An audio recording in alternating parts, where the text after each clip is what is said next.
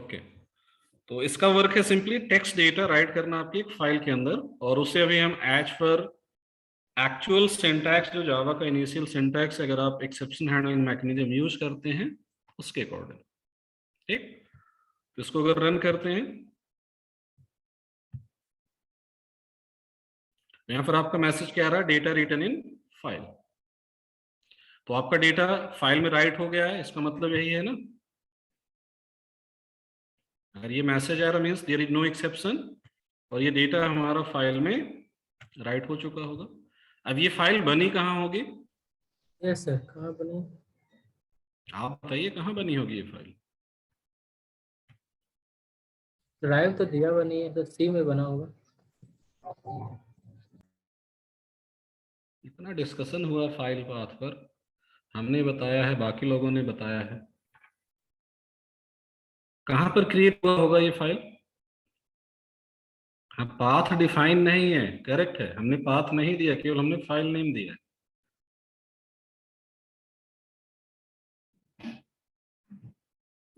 किसी को पता है ये फाइल कहाँ बनेगी? एनीवन?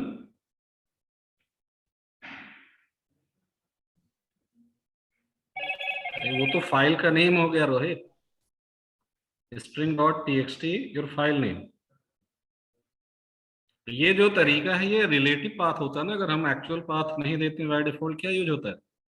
रिलेटिव। रिलेटिव का मतलब करंट वर्किंग डायरेक्टरी पाथ। तो जहां पर ये प्रोजेक्ट आपका बना होगा, जैसे आई थिंक हमने ये पाथ ओपन किया हुआ है, तो ये हमारा प्रोजेक्ट वर्क स्पेस है, जावा प्रोजेक्ट। तो जावा प्रोजेक्ट रूट पर आपकी वो फाइल क्रिएट हो गई। आप देखिए अभी ये फाइल बनी है ना, इसके अंदर कंटेंट हमारा वो आ गया होगा, राइटिंग टेक्स्ट फाइल इन। समझ आया? Yes sir. तो by default current working directory के अंदर आपका फाइल क्रिएट हुआ। Current working directory means work space folder path. ID पर अगर आप वर्क कर रहे होंगे तो उसके अकॉर्डिंग आपका बनेगा। कमांड लाइन से करेंगे तो जिस फोल्डर के अंदर आपकी जावा फाइल होगी उसी फोल्डर पर आपकी वो फाइल क्रिएट हो जाएगी। बात समझ आई? ये पॉइंट समझ है सभी को कि नहीं? यस। अगर आप चाहते हैं कि ये डी ड्राइव के अंदर क्रिएट हो तो हमें क्या करना होता है, D:/ ऐसा एक वर्क करना पड़ता है ना।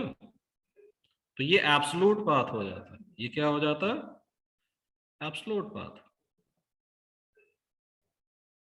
बट अभी हमने केवल फाइल नेम यहां दिया है, मींस करंट वर्किंग डायरेक्टरी के अंदर ही आपकी ये फाइल क्रिएट हो जाएगी।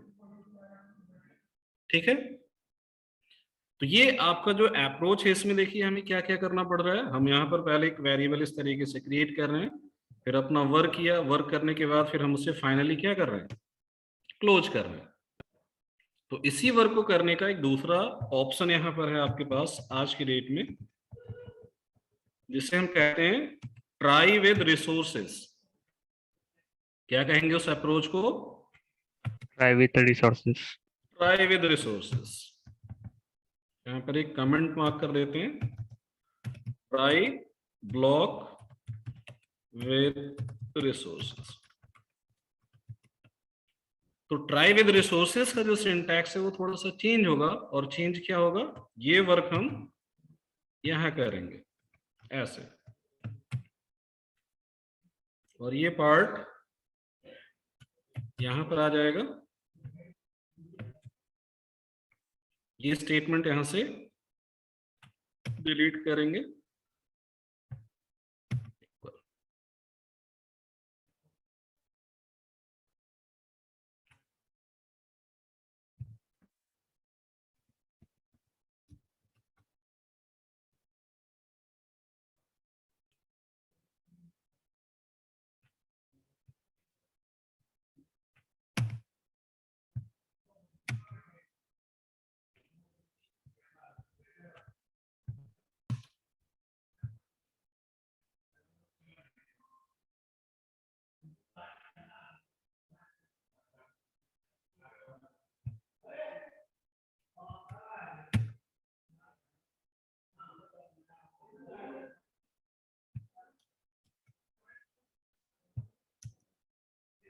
इसको थोड़ा फॉर्मेट करते हैं सही से। तो यहां देखिए हम वेरिएबल्स कहां बना रहे हैं, with in this try section. कहां पर बना रहे हैं,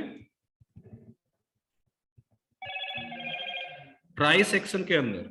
और फिर जो वेरिएबल वहां पर हमने फॉर्म किया उसको हम यूज कर रहे हैं अपने एक्चुअल वर्क के लिए। और ये जो फाइनली सेक्शन है इसको यहां से हम हटा रहे हैं। समझ आया क्या वर्क है, प्रीवियस कोड ही है, बट चेंजेस क्या हुए यहां पर बता सकते हैं कोई?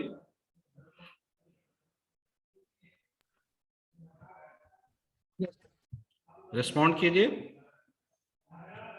ट्राई ब्लॉक के मतलब अंदर बना रहे हैं, मतलब हम आपके जो वेरिएबल्स थे उसको कहां क्रिएट कर रहे हैं, विद इन ट्राई सेक्शन। तो ट्राई के साथ आप पैरेंथेसिस यूज कर सकते हैं, और इस पैरेंथेसिस के अंदर जैसे आप एक फंक्शन कॉल करते हैं अपने नंबर ऑफ वेरिएबल्स बना सकते हैं।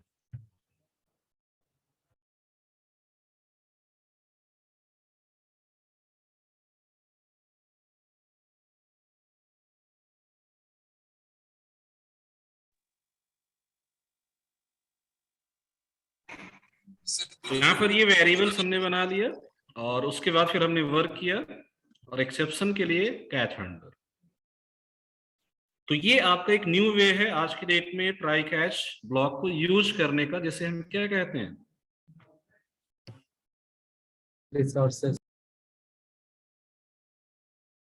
क्या कहते हैं जिसे हम, ट्राई ब्लॉक विद रिसोर्स। तो इसका यूज क्या है, इसका यूज सिंपली ये है, आप देखिए यहां पर हम क्या कहीं पर ये क्लोज वर्क कर रहे हैं, क्लोज स्टेटमेंट कहीं लिखा हमने नहीं। तो बाय डिफॉल्ट इस ब्लॉक का बिहेवियर जो यहां पर दिया गया वो ये है कि जैसे हमारा कंट्रोल इस स्कोप से बाहर आएगा, आपका ये जो राइटर ऑब्जेक्ट आपने ओपन किया है ये ऑटो क्लोज हो जाएगा। ये क्या हो जाएगा, ऑटो क्लोज। तो हमारे लिए जो एक हेडेक थी कि हमें ये क्लोज करना है, कहां करना है, कैसे करना है, वो आपने यहां पर किया है क्या कुछ ऐसा? बस नहीं किया है, बट ये फीचर आपको जेडीके 8 एवब वर्जन्स पर ही मिलेगा, उससे प्रीवियस वर्जन्स पर ये सपोर्ट नहीं था। मींस हम ट्राई के साथ ऐसा अपना कोई वेरिएबल क्रिएशन वर्क नहीं कर सकते थे। और एक केस यहाँ पर एक और पॉइंट लिख लीजिए, एज ए रिसोर्स यहाँ पर आप किस टाइप को यूज कर पाएंगे, तो वो पॉसिबिलिटी है ऐसा एक टाइप जो आपके auto closable, auto auto closable interface को इंप्लीमेंट करेगा, वही आप यहां पर यूज कर सकते हैं। ठीक है, तो आज की डेट में बहुत सारी जावा लाइब्रेरीज आपकी इस बिहेवियर के अकॉर्डिंग क्या है, इंप्लीमेंटेड है, और अकॉर्डिंगली आप उसे यहां पर एज ए रिसोर्स यूज कर सकते हैं। तो आपके जो आईओ ऑपरेशन से रिलेटेड क्लासेस हैं, डेटाबेस कनेक्टिविटी से रिलेटेड क्लासेस हैं, ऐसी क्लासेस यहाँ पर एज ए रिसोर्स टाइप आपके लिए अवेलेबल। इवन स्कैनर भी आप एज ए रिसोर्स यूज कर सकते हैं। स्कैनर भी हमें क्लोज करना पड़ता है ना, अगर आप देखें लॉजिकली। Yes sir. अगर नहीं क्लोज करते तो वहां एक वार्निंग आती है, मीन्स उसे क्लोज करना चाहिए। तो ऐसा वर्क अगर आप करेंगे तो उस केस में आपको उसे क्लोज करने की रिक्वायरमेंट नहीं है। समझ आया? तो ये जेडीके 8 का एक न्यू फीचर था जहां पर आप ट्राई विद रिसोर्स यूज कर सकते हैं। ठीक है, और एक बिहेवियर ऑलरेडी आपको बताया गया, अगर हमें मल्टीपल कैच हैंडलर यूज करना तो यहाँ पर एक ऑप्शन क्या है, आप पाइप के साथ नंबर ऑफ क्लासेस पास कर सकते हैं। ऐसा वर्क करके दिखाया गया आपको, ऐसा कर सकते हैं ना हम लोग? Yes sir. डबल पाइप या सिंगल कैसे होता है ये? Double single pipe sir, single pipe, single pipe. अच्छा, हायरार्की चेंज हो रही होगी, सब क्लास ऑफ थ्रोएबल। अच्छा, ये थ्रोएबल टाइप का नहीं है। Okay. तो अगर आपके थ्रोएबल से इंप्लीमेंटेड टाइप है उनको आप यहाँ पर एक साथ पाइप सेपरेटेड पास कर सकते हैं। वो बिहेवियर आप यूज करें ना करें that is different thing, but ये पर्टिकुलर वर्क आपके लिए यूजफुल है। इसको मार्क कर दिया सभी ने?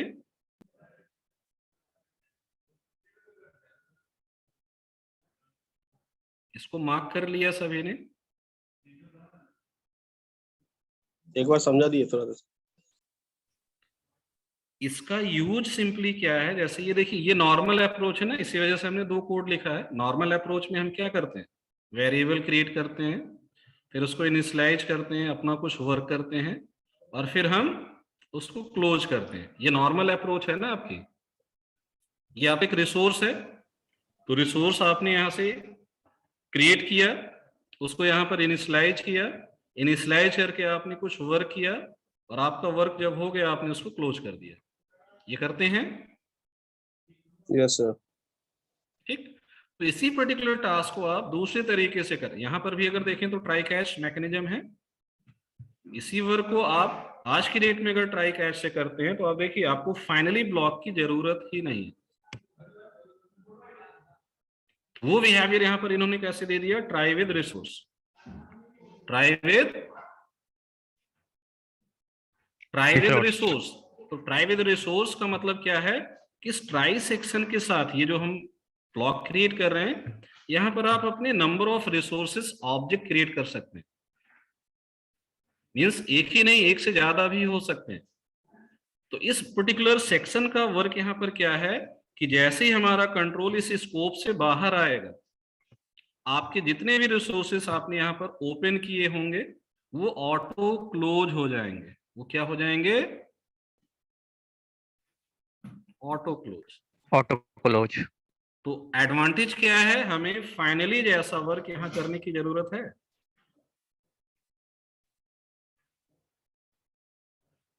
बताइए। तो ये चीज जब ये खुद हैंडल करेगा तो आपको ये पर्टिकुलर टास्क नहीं करना, बस यही इसका पर्पज है। समझ आया नूरुज्जमा? हाँ सर।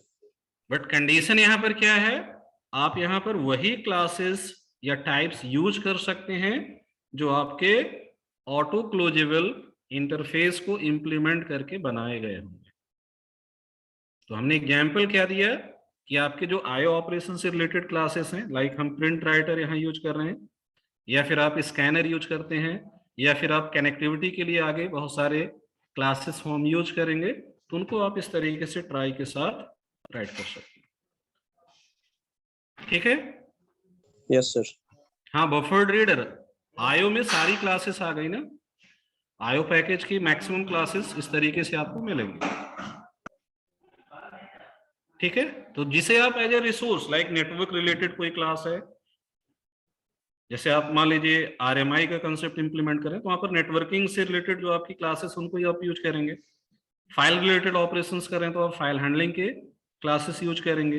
डेटाबेस कनेक्टिविटी आप करें तो उसके अकॉर्डिंग क्लासेस आप यूज करेंगे। ठीक है? तो ये आपका एक बेनिफिट है, छोटा सा बिहेवियर है बट काफी यूजफुल है और आप इसे यूज कर सकते हैं। तो एक्सेप्शन में बाकी किसी की कोई क्वेरी है जो डिस्कशन हुआ है, आप लोग उसको देखिएगा और अगर कुछ लगता है तो आप उसको फिर पूछ सकते हैं। ठीक है? तो कई चीजें आज आपको नहीं पता चली होंगी, अकॉर्डिंगली आपको वर्क करना।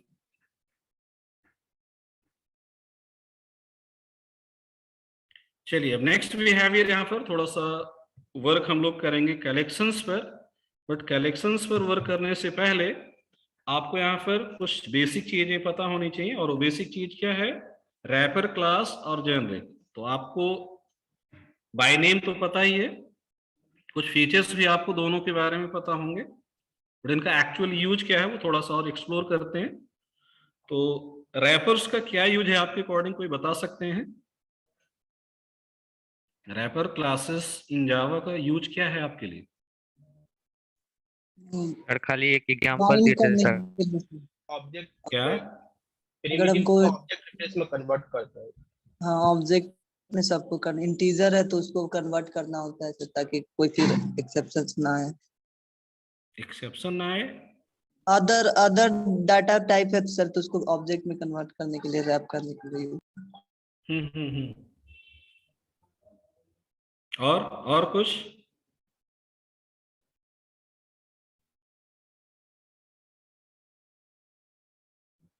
और कुछ? सर एग्जांपल में बता रहे सर, टॉफी के ऊपर वाले प्लास्टिक को रेफर करते हैं, वैसा ही यूज होता है ऑब्जेक्ट के साथ। क्या क्या? सर का बात याद है कि सर ने कहा हाँ था रेफर उसी को ना कहते हैं सर, चॉकलेट के ऊपर में जो लगा हुआ प्लास्टिक होता है उसे रेफर करते हैं। तो उसी के बेसिस पर सर कुछ समझा रहे थे। हाँ, तो वही चीज बताइए अपने वर्ड्स में, आप कैसे एक्सप्लेन करोगे? सर अब फॉर याद नहीं है safety sir. Purpose of object yes sir. Encapsulation. हाँ हाँ, यस। बताइए। हाँ सर टाइप वही है। मिसमैच को हैंडल करने के लिए यूज होता है। किसको हैंडल करने के लिए? टाइप मिसमैच जो होता है टाइप इंटीजर। मिसमैच उसके लिए होता है। वैसे ही। Auto boxing unboxing, okay. हाँ वही ऑटोबॉक्स। तो इसकी देखिए एक्चुअल नीड वहां पर है जहां पर, चलिए इसको एक्चुअली कंप्लीट करने से पहले एक छोटा सा डिस्कशन हम करेंगे, और वो डिस्कशन हम आपसे करेंगे ऑब्जेक्ट ओरिएंटेड कंसेप्ट पर, ठीक है? तो ऑब्जेक्ट ओरिएंटेड कंसेप्ट सभी को पता है ना? पता है कि नहीं? पता है? तो ऑब्जेक्ट ओरिएंटेड लैंग्वेजेस जो आपकी होती हैं, इनको अगर हम क्लासिफाई करें तो आपका क्लासिफिकेशन है पार्शियल, ट्रू और प्योर ऑब्जेक्ट ओरिएंटेड।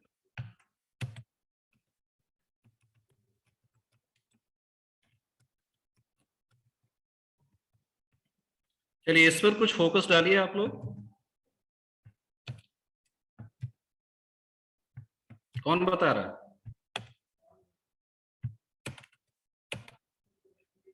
है कोई जो एक्सप्लेन कर सकता है इन तीनों टर्म्स को?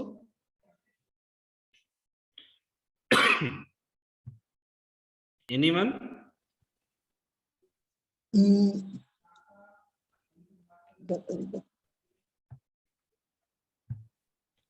पार्शियल सर जिसमें होता है कि आधा, जैसे सी प्लस प्लस ये सब है जिसमें कि आधा ऑब्जेक्ट ओरिएंटेड और बिना ऑब्जेक्ट ओरिएंटेड का भी काम चल जाता है। और जावा है जिसमें कि पूरा करना पड़ता है सब चीज को।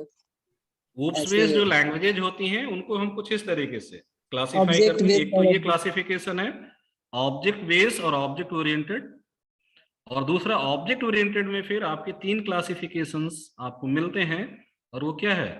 पार्शियल, ट्रू और प्योर। तो फर्स्ट 2 पॉइंट्स जो लिखे हैं इसमें क्या डिफरेंस है, कोई बता सकता है?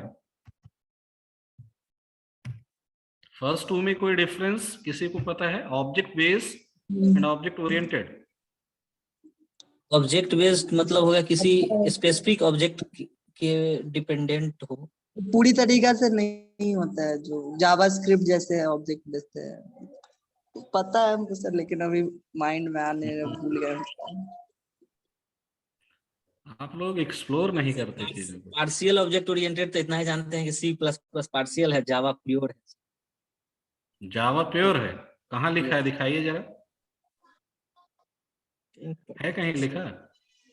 कहीं देखे हैं sir Java pure object oriented? अरे कहाँ देखें, वही तो बताइए, कौन बताया? रेफरेंस में या गूगल पर या कहीं खुद से पढ़ा? याद नहीं आ रहा है सर, लेकिन फिर ऐसा C plus plus partial. Object base और ऑब्जेक्ट ओरिएंटेड में डिफरेंस ये है, जैसे ऑब्जेक्ट ओरिएंटेड आप उस लैंग्वेज को कहेंगे जहां पर ऊप्स के ऑल फीचर्स के अकॉर्डिंग इंप्लीमेंटेशन पॉसिबल है। मींस ऊप्स में अगर देखें तो एक्चुअल फीचर्स क्या है? इनकैप्सुलेशन, अब्स्ट्रैक्शन, पॉलीमॉर्फिज्म, इनहेरिटेंस, यही है ना? Yes sir. तो अगर हम ये सारे फीचर्स यूज कर सकते हैं that is called object oriented. Like Java में आप देखें तो हम सारा काम कर सकते हैं, सी प्लस प्लस में हम सारा वर्क कर सकते हैं कि नहीं? यस मीन्स जहां पर स्टैटिक और डायनेमिक दोनों बाइंडिंग है उसे आप क्या कहेंगे? Object oriented. Means you can implement all features of oops concept. But वहीं पर अगर आपकी लैंग्वेज ऐसी है जहां पर ऊप्स फीचर्स के अकॉर्डिंग इंप्लीमेंटेशन करके तो दिया गया है, बट आप अपने अकॉर्डिंग वहां पर इनहेरिटेंस या पॉलीमॉर्फिक फीचर्स इंप्लीमेंट नहीं कर सकते, डायनेमिक बाइंडिंग को अचीव नहीं कर सकते अपने इंप्लीमेंटेशन से, ऐसी लैंग्वेज को हम क्या कहते हैं? Object object based. मींस वहां पर चीजें क्या हैं? डिफाइंड तो है ऊप्स कंसेप्ट के अकॉर्डिंग, मींस वो एज ए क्लास ऑब्जेक्ट आपको मिलेंगे, बट आप अपनी रिक्वायरमेंट के अकॉर्डिंग चीजों को इंप्लीमेंट नहीं कर सकते। तो ऐसी लैंग्वेजेस को हम क्या कहते हैं? Object based. तो इनिशियली ऐसा बिहेवियर अगर आप देखेंगे तो आपके दो लैंग्वेजेस के साथ मेनली था, एक विजुअल बेसिक और दूसरा जावास्क्रिप्ट। दूसरी लैंग्वेज क्या थी हमारी? जावास्क्रिप्ट। बट आज की डेट में जो जावास्क्रिप्ट के लेटेस्ट वर्जन्स हैं वहां पर आपके ऊप्स फीचर्स का इंप्लीमेंटेशन भी पॉसिबल है। तो करेंट केस में आप नहीं कहेंगे कि जावास्क्रिप्ट ऑब्जेक्ट बेस है, आप उसे कह सकते हैं कि ऑब्जेक्ट ओरिएंटेड है।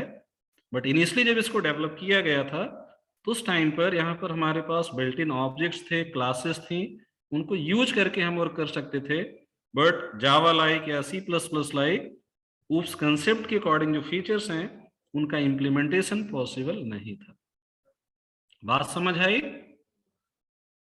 तो ये दो पॉइंट समझ आ गए। ऑब्जेक्ट बेस मींस आपके पास एब्स्ट्रैक्शन इनकैप्सुलेशन के अकॉर्डिंग इंप्लीमेंटेशन करके क्लासेस तो मिलेंगे आपको, ऑब्जेक्ट्स मिलेंगे, उनको आप यूज कर सकते हैं, बट आप पॉलीमॉर्फिज्म या फिर इनहेरिटेंस उसके अकॉर्डिंग इंप्लीमेंटेशन इन जनरल नहीं कर सकते। बट अगर वही सारे फीचर्स हम लैंग्वेज सिंटैक्सिस के थ्रू क्या कर सकते हैं? इंप्लीमेंट कर सकते हैं, अचीव कर सकते हैं, then that will be called as object oriented. अब जब हम ऑब्जेक्ट ओरिएंटेड लैंग्वेजेस को देखते हैं तो उसके फिर फर्दर 3 क्लासिफिकेशंस हैं, और वो क्लासिफिकेशन क्या है? पार्शियल, ट्रू और प्योर। इसमें क्या डिफरेंस है, कुछ बताया आप लोगों ने? पार्शियल का मतलब मिक्स्ड, ट्रू का मतलब राइट, प्योर का मतलब 100% फ्रेश। अरे भाई क्या लिख रहे हैं सर? Hello hello. हाँ बताइए बताइए। सर ऑब्जेक्ट बेस्ड बोले सर, वो समझ में नहीं आया सर। ऑब्जेक्ट बेस का मतलब आपके पास उस लैंग्वेज सिंटैक्स से इनहेरिटेंस, पॉलीमॉर्फिज्म, इन फीचर्स को इंप्लीमेंट करने की फ्लेक्सिबिलिटी नहीं मिलती। ठीक है? मींस हम क्लास बना के इनहेरिटेंस नहीं कर सकते, ऐसी रिस्ट्रिक्शंस। बट उसकी लाइब्रेरीज ऊप्स कंसेप्ट के अकॉर्डिंग आपको मिलेंगे, मींस वहां पर प्री डिफाइंड क्लासेस मिलेंगे, सर्टेन ऑब्जेक्ट्स मिलेंगे। जावास्क्रिप्ट यूज किया किसी ने ओल्डर वर्जन्स? या फिर विजुअल बेसिक एक लैंग्वेज आपकी है? Yes sir, vanilla JavaScript. हाँ, तो जावास्क्रिप्ट आपका ऑब्जेक्ट बेस्ड था, बट आज की डेट में लेटेस्ट वर्जन आप नहीं कहेंगे कि वो ऑब्जेक्ट बेस्ड है। वहां पर हम इनहेरिटेंस भी कर सकते हैं, वहां पर हम पॉलीमॉर्फिज्म का भी यूज कर सकते हैं। लेकिन सर उसका लाइब्रेरी यूज करते हैं सर ऑब्जेक्ट बेस्ड में ना? हाँ, लाइब्रेरी आपकी है ऊप्स कंसेप्ट के अकॉर्डिंग, मींस वहां पर क्लासेस डिफाइंड है, उन्हें हम यूज करते हैं। ठीक है? बट हम अपनी फ्लेक्सिबिलिटी के अकॉर्डिंग इंप्लीमेंटेशंस नहीं कर सकते। बात समझ है? Yes sir. तो ऐसे रिस्ट्रिक्शंस जहां पर हैं, उस लैंग्वेज को अगर वो ऑब्जेक्ट ओरिएंटेड कंसेप्ट पर डेवलप्ड है तो उसे आप ऑब्जेक्ट बेस्ड कहेंगे। बट अगर आप all features provided by oops उनका इंप्लीमेंटेशन कर सकते हैं, वो ऑब्जेक्ट ओरिएंटेड एक्चुअली होगी। ठीक है? अब बात आती है पार्शियल और ट्रू और प्योर। इसमें क्या डिफरेंस है, कौन बता रहा? कौन बताएगा भाई?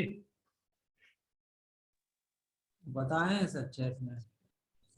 अरे चैट में तो बताया है, क्या बताया? पार्शियल सर, पार्शियल का थोड़ा बहुत सर बोल सकते हैं सर। सर जैसे कि C++ को पार्शियल इसलिए बोलते थे ना कि उसमें कोई फंक्शन जो बनाते थे विदाउट क्लास के भी बना सकते थे।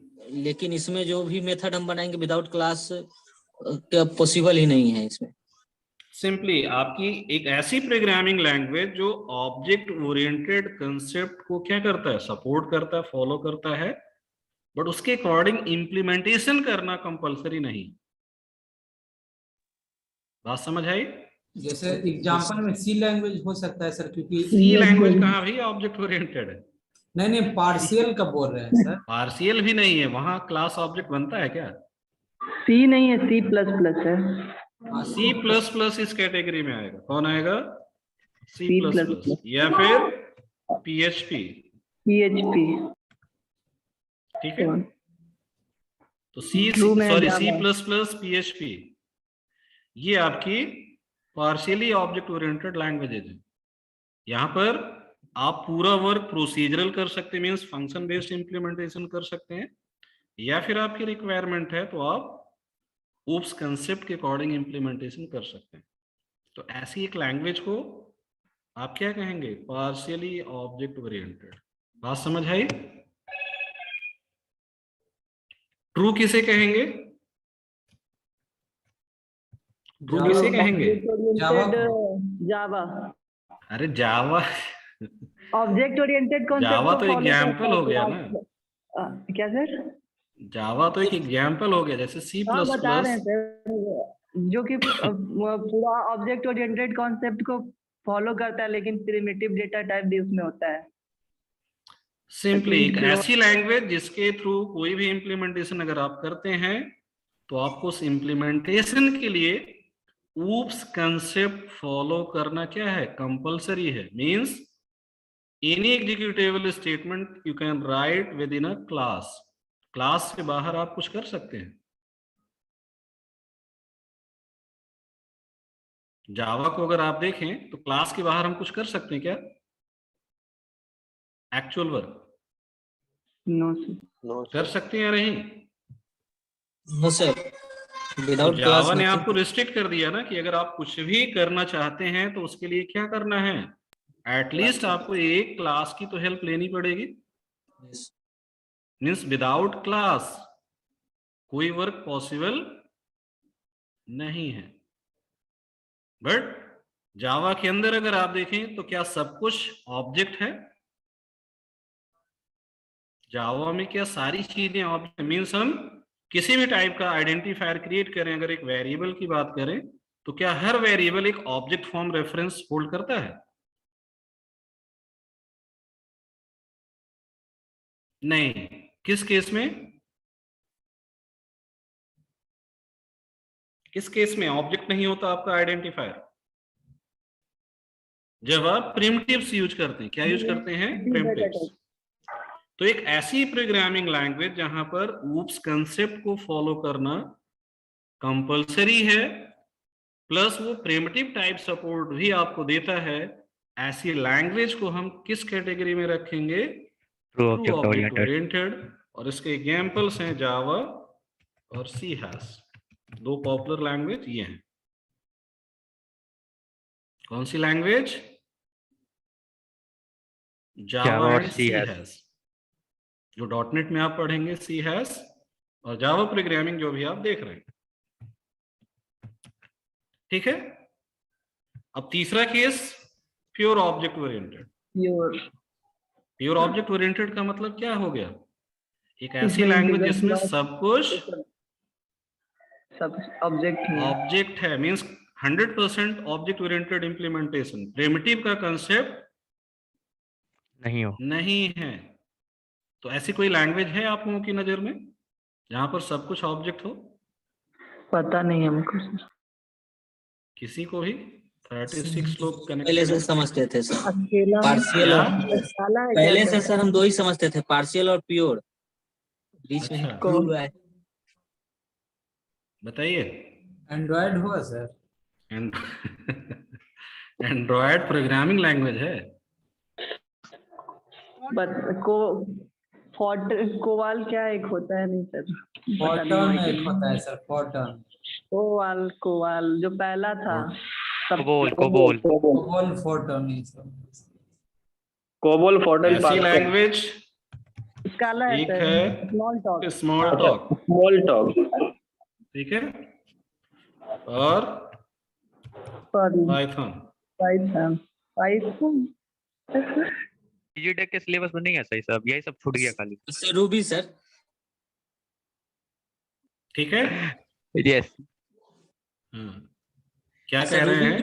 रूबी प्रोग्रामिंग लैंग्वेज क्या है? रूबी बोल रहा है। रूबी नहीं है आई थिंक 100% प्योर। देख लीजिएगा।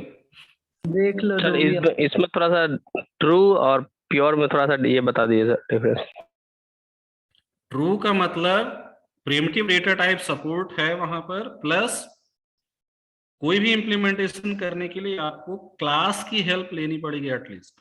रैपर क्लास वहीं पे यूज आएगा नहीं सर? ठीक है, तो अगर जावा से प्रिमिटिव को आप हटा दें तो वो प्योर हो सकता है, बट प्रिमिटिव का सपोर्ट है। ये लीजिए, प्योर ऑब्जेक्ट ओरिएंटेड की लिस्ट आ गई गूगल से। हाँ, स्काला भी इस कैटेगरी में है, देखना पड़ेगा, देख लीजिएगा। दो एग्जाम्पल हमने बताया आपको यहाँ पर। हाँ, गूगल बाबा है कुनाल। और प्योर ऑब्जेक्ट ओरिएंटेड का मतलब प्रिमिटिव सपोर्ट हटा दिया जाए, मींस ऊप्स कंसेप्ट कंपलसरी है, बट उसके साथ साथ प्रिमिटिव का सपोर्ट क्या किया जाए। जैसे पाइथन में अगर आप एक वेरिएबल क्रिएट करते हैं, वहां तो टाइप एज सच हम कुछ यूज करते नहीं। मान लीजिए आपने x इक्वल टू क्या किया, 10 असाइन किया, ये पाइथन का सिंटैक्स है सपोज, तो इससे क्या फॉर्म होता है, एक इंटीजर ऑब्जेक्ट फॉर्म हो गया, जो x आइडेंटिफायर वो इंटीजर ऑब्जेक्ट को रेफर करता है। ठीक है, बट यही वर्क जब हम जावा में ऐसे करते हैं तो क्या ये इंटीजर ऑब्जेक्ट होता है? नहीं सर। ये इंटीजर ऑब्जेक्ट नहीं, ये आपका एक नॉर्मल प्रिमिटिव टाइप है।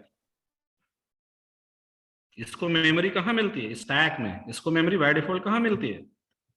स्टैक में। बात समझ है?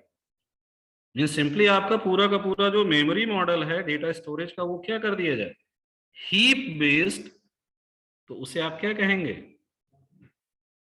Pure object oriented. अगर उस कंसेप्ट के अकॉर्डिंग वहां पर इंप्लीमेंटेशन। समझ आया ये डिफरेंस? Yes sir. ये डिफरेंस समझ आया? तो इसमें स्टैक मेमोरी यूज नहीं होगा ना सर? स्टैक तो यूज होगा ही, स्टैक के बिना कुछ पॉसिबल है? रेफरेंस कहाँ जाएगा? स्टैक में। बट डेटा कहाँ जाएगा? हीप में। हाँ, बस ये कंसेप्ट आ जाएगा। ठीक है, तो यहां पर ये जो बिहेवियर है जावा के केस में ट्रू ऑब्जेक्ट ओरिएंटेड, अब अगर इसको क्या करना है, प्योर ऑब्जेक्ट ओरिएंटेड नेचर के अकॉर्डिंग यूज करना, मींस एक ऐसा वर्क आप करने जा रहे हैं जहां पर आपको केवल और केवल किस पर वर्क करना, ऑब्जेक्ट्स पर। तो प्रिमिटिव टाइप हमारे लिए प्रॉब्लम क्रिएट कर सकते हैं कि नहीं? कर सकते, बताइए। अगर हमें कर सकते हैं। प्रिमिटिव को भी एज अ ऑब्जेक्ट यूज करना है तो बाय डिफॉल्ट वो पॉसिबल होगा? बाय डिफॉल्ट नहीं है सर, रैपर क्लास का यूज करें। हाँ, नहीं पॉसिबल है। तो आपकी इस प्रॉब्लम का सॉल्यूशन जावा ने कैसे दिया आपको? इस प्रॉब्लम का सॉल्यूशन ही यहाँ पर है विद द हेल्प ऑफ, किसके थ्रू आपको दिया सॉल्यूशन इसका? रैपर क्लासेस से।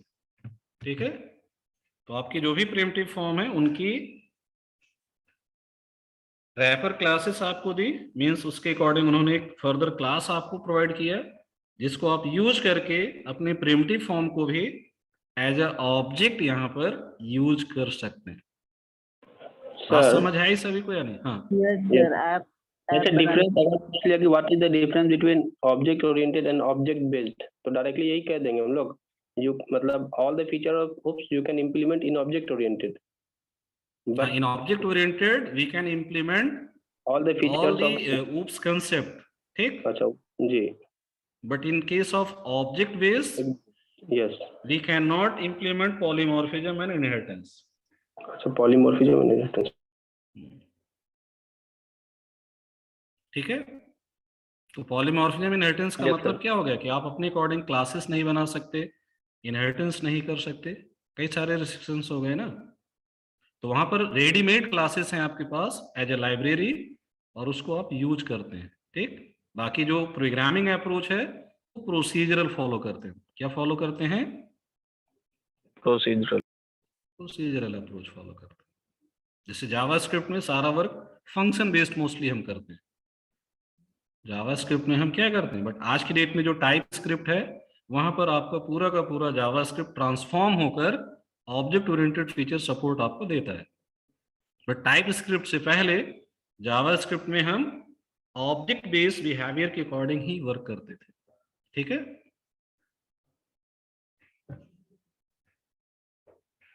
तो यहां पर प्रिमिटिव रैपर्स को अगर आप देखें तो प्रिमिटिव रैपर्स हमें क्या प्रोवाइड कर रहा है, आपके प्रिमिटिव वैल्यूज को एक ऑब्जेक्ट फॉर्म बिहेवियर प्रोवाइड कर रहा है, और इसकी हेल्प से ही हम प्रिमिटिव को यहां पर ट्रीट कर सकते हैं एज अ ऑब्जेक्ट।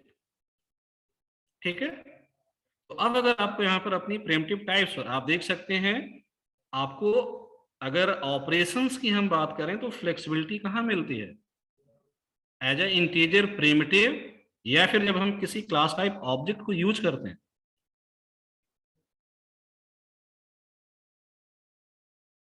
बताइए, क्या बोले सर? आवाज नहीं जा रही क्या अभी? आवाज आ रही सर। एक ऑब्जेक्ट, अगर हम नॉर्मल प्रिमिटिव वेरिएबल्स कुछ बनाते हैं तो क्या उस पर हम कोई एज सच कोई फंक्शनल वर्क कर सकते हैं, मींस उसके साथ हमें किसी मेथड का सपोर्ट मिलता है ऑपरेशन के लिए? नहीं सर। कोई सपोर्ट नहीं मिलता है।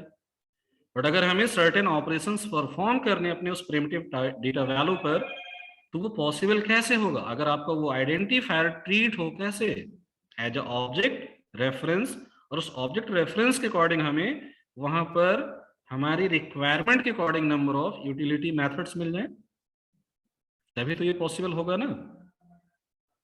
तो आपकी इन प्रॉब्लम को कैसे रिजॉल्व करना है उसी का सॉल्यूशन यहां पर आपके पास क्या है, रैपर क्लासेस इन जावा। बात समझ आई? तो कुछ केसेस जहां पर आप ये बिहेवियर यूज करेंगे उसको आप देखिए। ये कुछ मेजर एरियाज हो सकते हैं जहां पर आप प्रिमिटिव्स फॉर्म ना यूज करके किसको प्रेफर करेंगे, रेफर टाइप को। तो पहला और सबसे मेन यूज इसका कहां पर है, आपके कलेक्शंस में। जब हम उसका जेनरिक फॉर्म यूज करते हैं तो वहां पर सिंपली आप जो भी चीजें ऐड करते हैं, कलेक्शंस की डेफिनेशन ही हम क्या पढ़ते हैं, कलेक्शन क्या है आपका, collections are the predefined interfaces and classes. Classes हैं, बट उनका रोल क्या है, एवरीथिंग इज अ ऑब्जेक्ट। जो हम उसमें स्टोर करते हैं वो सब कुछ क्या है, ऑब्जेक्ट है। तो वहां पर इंटीजर भी ऑब्जेक्ट है, स्ट्रिंग भी ऑब्जेक्ट है, फ्लोट भी, कैरेक्टर भी, सब कुछ क्या है, ऑब्जेक्ट। बट प्रिमिटिव फॉर्म तो ऑब्जेक्ट नहीं है हमारे, नहीं उनको सर। कैसे एज ऑब्जेक्ट वहां पर रिप्रेजेंट किया जाए, उसके लिए आपको नीड किसकी पड़ेगी, रैपर क्लासेस। ठीक, दूसरा केस क्या है, when we want to return a primitive from a method that returns an object, हमें वैल्यू तो क्या चाहिए, प्रिमिटिव फॉर्म के अकॉर्डिंग ही चाहिए, बट वो रिटर्न वैल्यू प्रिमिटिव डेटा ना होकर उस टाइप का क्या होना चाहिए, एक ऑब्जेक्ट होना चाहिए। तो क्या हम int as a return type use कर सकते हैं, इंट कैर फ्लोट, क्या हम as a return type use कर पाएंगे? नहीं कर पाएंगे सर इसके हिसाब से। तो वहां पर हमें हेल्प किसका लेना पड़ेगा, इंटीजर क्लास का, फ्लोट क्लास का, या कैरेक्टर क्लास का, जो रैपर फॉर्म आपको दिए गए हैं। ठीक है, एक और केस क्या है, सपोज आपका जो डेटा है वो डेटा हमारा क्या है, स्ट्रिंग फॉर्म में है। कैसा है, स्ट्रिंग फॉर्म में है, बट वो है तो नंबर फॉर्म में, लाइक 1 2 3 4 है, बट वो कैसा मिल रहा है, एज ए स्ट्रिंग। अब उस स्ट्रिंग को नंबर में कैसे कन्वर्ट करेंगे, उस स्ट्रिंग को नंबर में कैसे कन्वर्ट करेंगे? तो उसके लिए कोई कन्वर्जन मैकेनिज्म मेथड चाहिए हमें कि नहीं चाहिए? यस जो आपके उस स्ट्रिंग ऑब्जेक्ट को नंबर में कन्वर्ट कर दे, प्रिमिटिव फॉर्म में कन्वर्ट कर दे। तो इसके लिए भी आपको नीड किसकी पड़ेगी, मेथड की, रैपर टाइप की जरूरत पड़ेगी। ठीक, दूसरा हमें आपके एक स्ट्रिंग फॉर्म वैल्यू की डिफरेंट बेसिस के अकॉर्डिंग, लाइक उसको बाइनरी से डेसिमल, हेक्साडेसिमल से डेसिमल, ऑक्टल से डेसिमल, ऐसा कन्वर्ट करना। तो इसके लिए भी हमें बिहेवियर चाहिए कि नहीं चाहिए? Yes sir. तो ये आपके डिफरेंट सिचुएशंस हैं जहां पर आप डायरेक्ट प्रिमिटिव टाइप ना यूज करके हेल्प किसकी लेंगे, रैपर क्लास की। रैपर टाइप्स की, ठीक है। तो जावा में कितनी रैपर क्लासेस हैं, कोई बता सकता है? 8 सर। How many wrapper classes are there? तो ये पता होगा सभी को, अगर नहीं पता किसी को मार्क कर लीजिए। There are 8 wrapper classes in Java, ठीक है। तो कीवर्ड फॉर्म जो आप यूज करते हैं प्रिमिटिव के लिए वो ये हैं, और उन्हीं की रैपर क्लासेस आपकी इस तरीके से डिफाइन। तो एक जगह केवल डिफरेंस है, कहां पर हो जाता है फिर कहां पर डिफरेंस है कीवर्ड से अलग? अरे वो तो ठीक है, क्लास है तो अब क्लास के लिए तो यहाँ कन्वेंशन पता है ना, कीवर्ड लोअर केस में होते हैं और क्लास का फर्स्ट कैरेक्टर कैपिटल होता है, ठीक। एक जगह डिफरेंस है इसमें कीवर्ड और इसमें, कहां पर डिफरेंस? इंटीजर पूरा लिखता है सर, इसमें पूरा रहता है, जैसे इंट का हाँ, दो जगह डिफरेंस है, दो जगह, इंट और कैरेक्टर। कैरेक्टर तो कैर कीवर्ड है, इंट कैर है, सी लाइक उसको लिया गया है, बट जावा में उसकी रैपर कैसे डिफाइन है? कैरेक्टर और इंटीजर, ठीक। अब इन पर्टिकुलर रैपर क्लासेस को जब आप यूज करते हैं तो इनका एक कंस्ट्रक्टर नेचर है जो आपके लिए काफी यूजफुल है, और इसका जो कंस्ट्रक्टर नेचर है इसके दो बिहेवियर्स आपको मिलेंगे, ठीक। वो बिहेवियर क्या है कि हम अपने टाइप के अकॉर्डिंग एक लिटरल पास कर सकते हैं या उसी फॉर्म में एक स्ट्रिंग पास कर सकते हैं। तो ये पॉसिबिलिटी कहां कहां पर है, देखिए जरा। टाइप स्पेसिफिक लिटरल या फिर स्ट्रिंग। कैरेक्टर को छोड़ के सब देना है। तो कैरेक्टर को छोड़कर बाकी सबके साथ आपको सिमिलर बिहेवियर मिलेगा। कैरेक्टर टाइप केवल आपका एक ऐसा टाइप है जहां पर सिंगल कंस्ट्रक्टर फीचर आपके पास है, और उसमें हम क्या पास कर सकते हैं? केवल कैरेक्टर। क्या पास कर सकते हैं? कैरेक्टर। तो कंस्ट्रक्टर आर्गुमेंट समझ आ गया सभी को, या कंफ्यूजन है इसमें? कंस्ट्रक्टर आर्गुमेंट समझ आ गया या कंफ्यूजन है? कैड के बारे में क्या बता रहे थे? कैर का ओवरलोड नहीं है, केवल आप कैरेक्टर एज ए लिटरल पास कर सकते हैं, ठीक। जी सर। एग्जाम्पल देखिए यहाँ पर, एग्जाम्पल नेक्स्ट पीपीटी देखिए।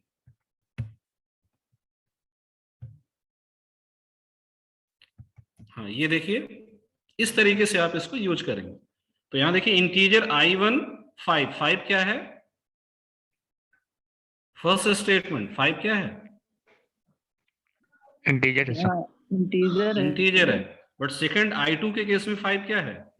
स्ट्रिंग है। स्ट्रिंग है, समझ आया? Yes sir. तो ये दो ओवरलोड हैं इसके। You can pass integer as a literal, means जो टाइप है उसके अकॉर्डिंग वैल्यू, या उसी टाइप का स्ट्रिंग। समझ आया सभी को ये चीज? Yes sir.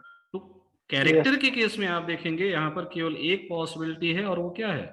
You can pass only a character literal. यहाँ पर हम स्ट्रिंग नहीं पास कर सकते। Yes sir. इसमें कोई दिक्कत किसी को?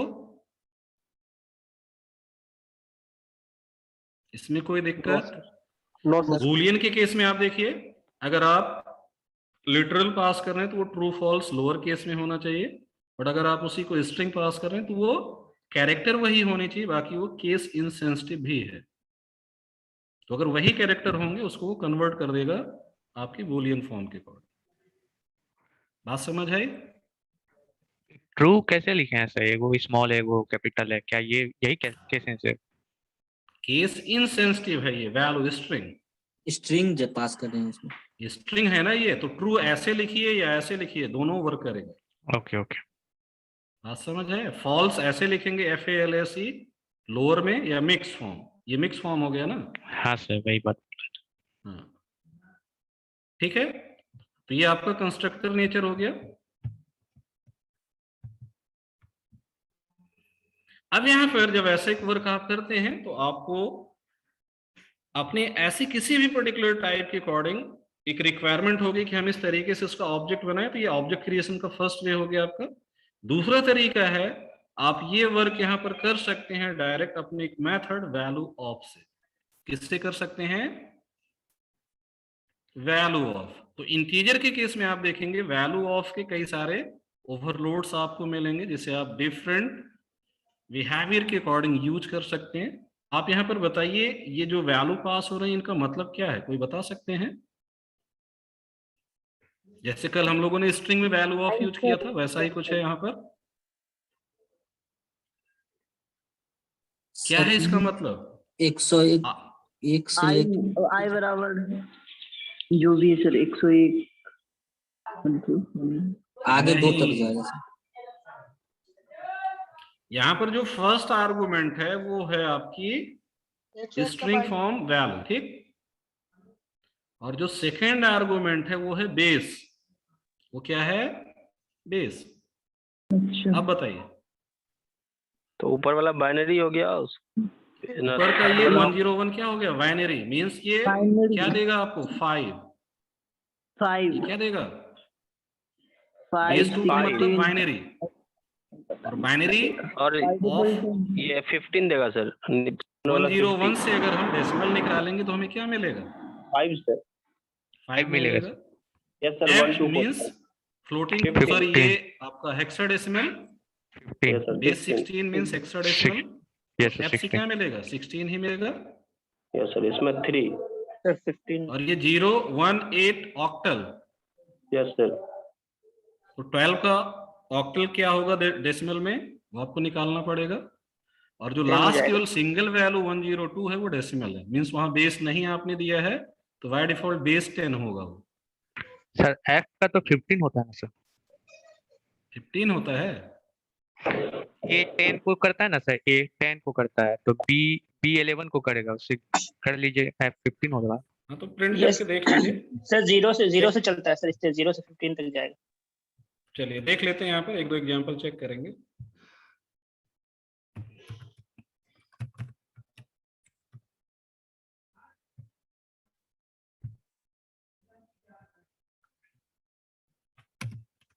तो यहाँ पर इंटीजर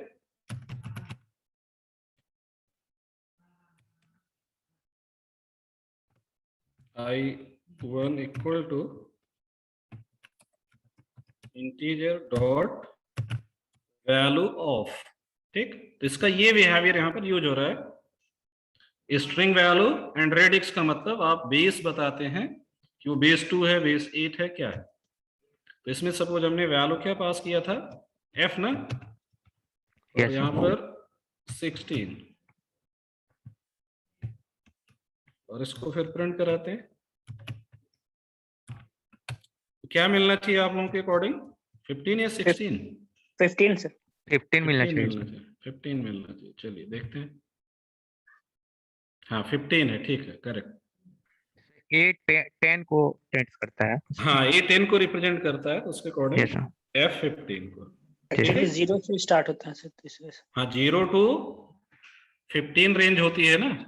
यस सर। हाँ तो But F आपको counting 15 लास्ट हेक्साडेसिमल फॉर्म 15 का F होगा, ठीक है। 0 to 9 A to F, हाँ करेक्ट। तो समझ आया ये वैल्यू ऑफ कैसे आप यूज कर सकते हैं। अगर हम इसमें क्या स्पेसिफाई नहीं करते हैं अपना बेस, तो उस केस में बाय डिफॉल्ट ये आपकी उस वैल्यू को ट्रीट कैसा करेगा? As a number. जैसे हम 101 हमने पास किया और हमने बेस नहीं दिया तो I1 की वैल्यू क्या मिलेगी बताइए? 101 मिलेगी।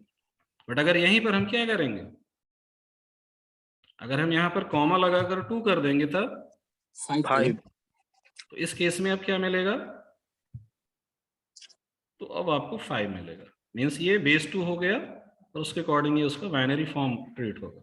बेस के जगह पर कुछ ना कुछ रहना चाहिए सर। नहीं, 2 ओवरलोड बताया ना भाई। अब आप ये वैल्यू ऑफ देखिए कितने ओवरलोड है। तो सर अगर कुछ नहीं है तो बाय डिफॉल्ट वो डेसिमल समझता है। हाँ by default decimal, by default base 10। Means अगर हम ऐसे लिखें तो देखिए क्या आता है। ये डेसिमल है ना, बेस 10 5 नहीं आएगा, 101 ही आएगा। तो ये ऑप्शनल है। ये क्या है? ऑप्शनल। को राइट करने का कोई फायदा नहीं, ठीक। सर अगर वहाँ 11 लिख देंगे तो 5 आएगा क्या? क्या? बेस के जगह पर 11 बेस होता है कुछ नहीं? तो अच्छा, नंबर रिप्रेजेंटेशन क्या होते हैं? ओके 2 सर 4 समझ गए। 2 8 16 और 10 साइक्लिक फॉर्म में 16 और चलता है 10। सर। यस तो जो आपके नंबर रिप्रेजेंटेशन है उसी के अकॉर्डिंग यूज करेंगे ना। जी जी तो कुछ ऐसा वर्क करेंगे तो मे भी एक्सेप्शंस भी आए फिर वहां पर। यस सर समझ बन आया? सकता है सर। Yes sir. तो ये वैल्यू ऑफ मेथड आप देख सकते हैं यूजफुल है ना हमारा। एक स्ट्रिंग वैल्यू को आपकी इस रेडिक्स बेस के अकॉर्डिंग क्या कर रहा है, कन्वर्ट कर दे रहा है, कर दे रहा है कि नहीं? Yes sir. तो सपोज ये, हाँ क्वेरी है क्या कुछ? नो सर, जो आपने पूछा। तो ये वैल्यू ऑफ मेथड एक यूजफुल बिहेवियर है यहाँ पर, जिसे आप यूज कर सकते हैं फॉर डिफरेंट ऑक्टल वाला करके दिखा दीजिए सर, ऑक्टल वाला। ऑक्टल वाला। अरे भाई क्या करना है उसमें? 10 आएगा ऑक्टल सर, है? 10 आएगी वैल्यू। ऑक्टल अगर करेंगे तो ऑक्टल के लिए हमें क्या बताना पड़ेगा? बेस 8 और आपका जो डेटा है वो 0 से स्टार्ट होना चाहिए। कहां से स्टार्ट होना चाहिए? 0 से। तो 1 2 को ही अगर हम लेकर चलें, 1 2 का क्या आना चाहिए ऑक्टल, बताइए कैलकुलेट करके। 10 आएगा सर। 10 आएगा। तो देखिए 10 आ रहा है, ठीक है।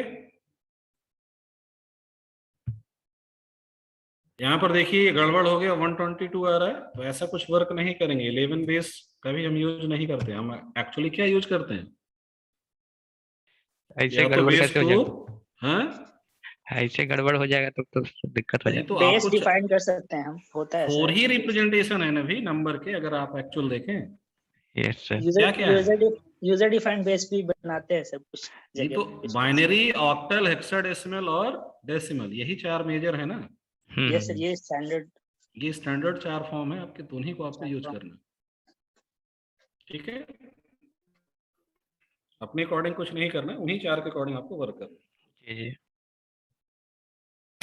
आगे बढ़े।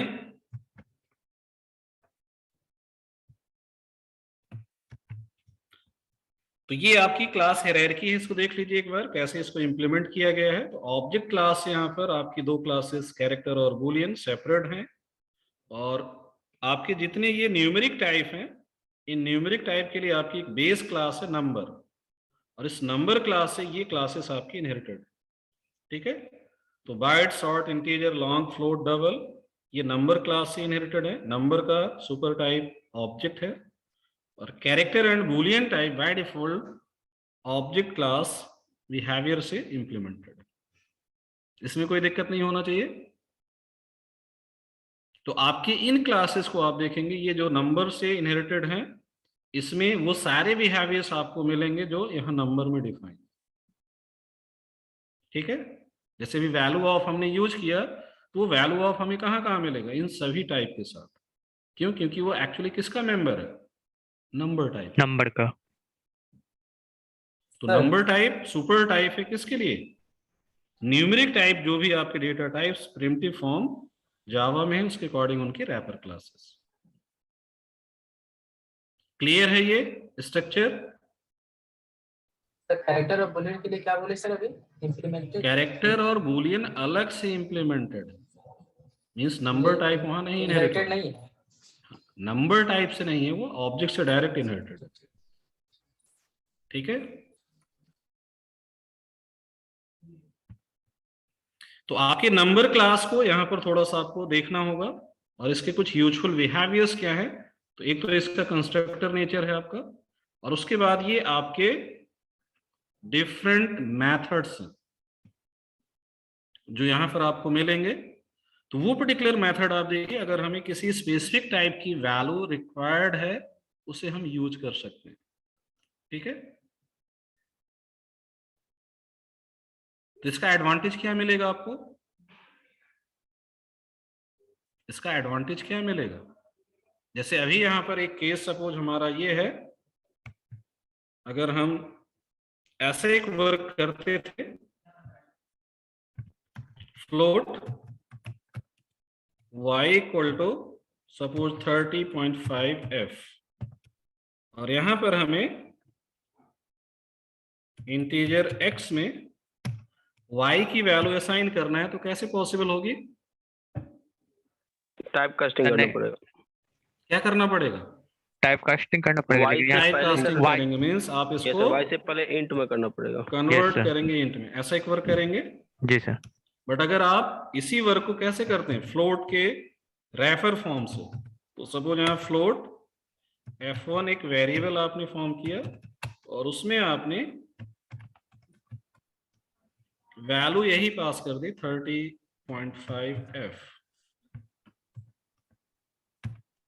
तो इससे भी हमारा एक फ्लोट वेरिएबल ही फॉर्म हो रहा है, अगर आप देखें यस हो सर। रहा है ना। और आज की डेट में यहाँ पर ये ऑब्जेक्ट क्रिएशन वर्क ऐसे ना करके आप देखिए यहाँ पर ये क्रॉस आ रहा है ना, मीन्स ये कंस्ट्रक्टर नेचर हमारा ऑब्सलीट हो चुका है।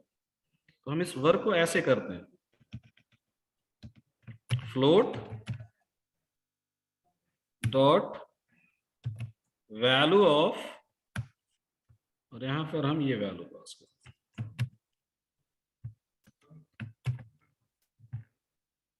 ठीक है, तो ऐसे आप कर सकते हैं वर्क।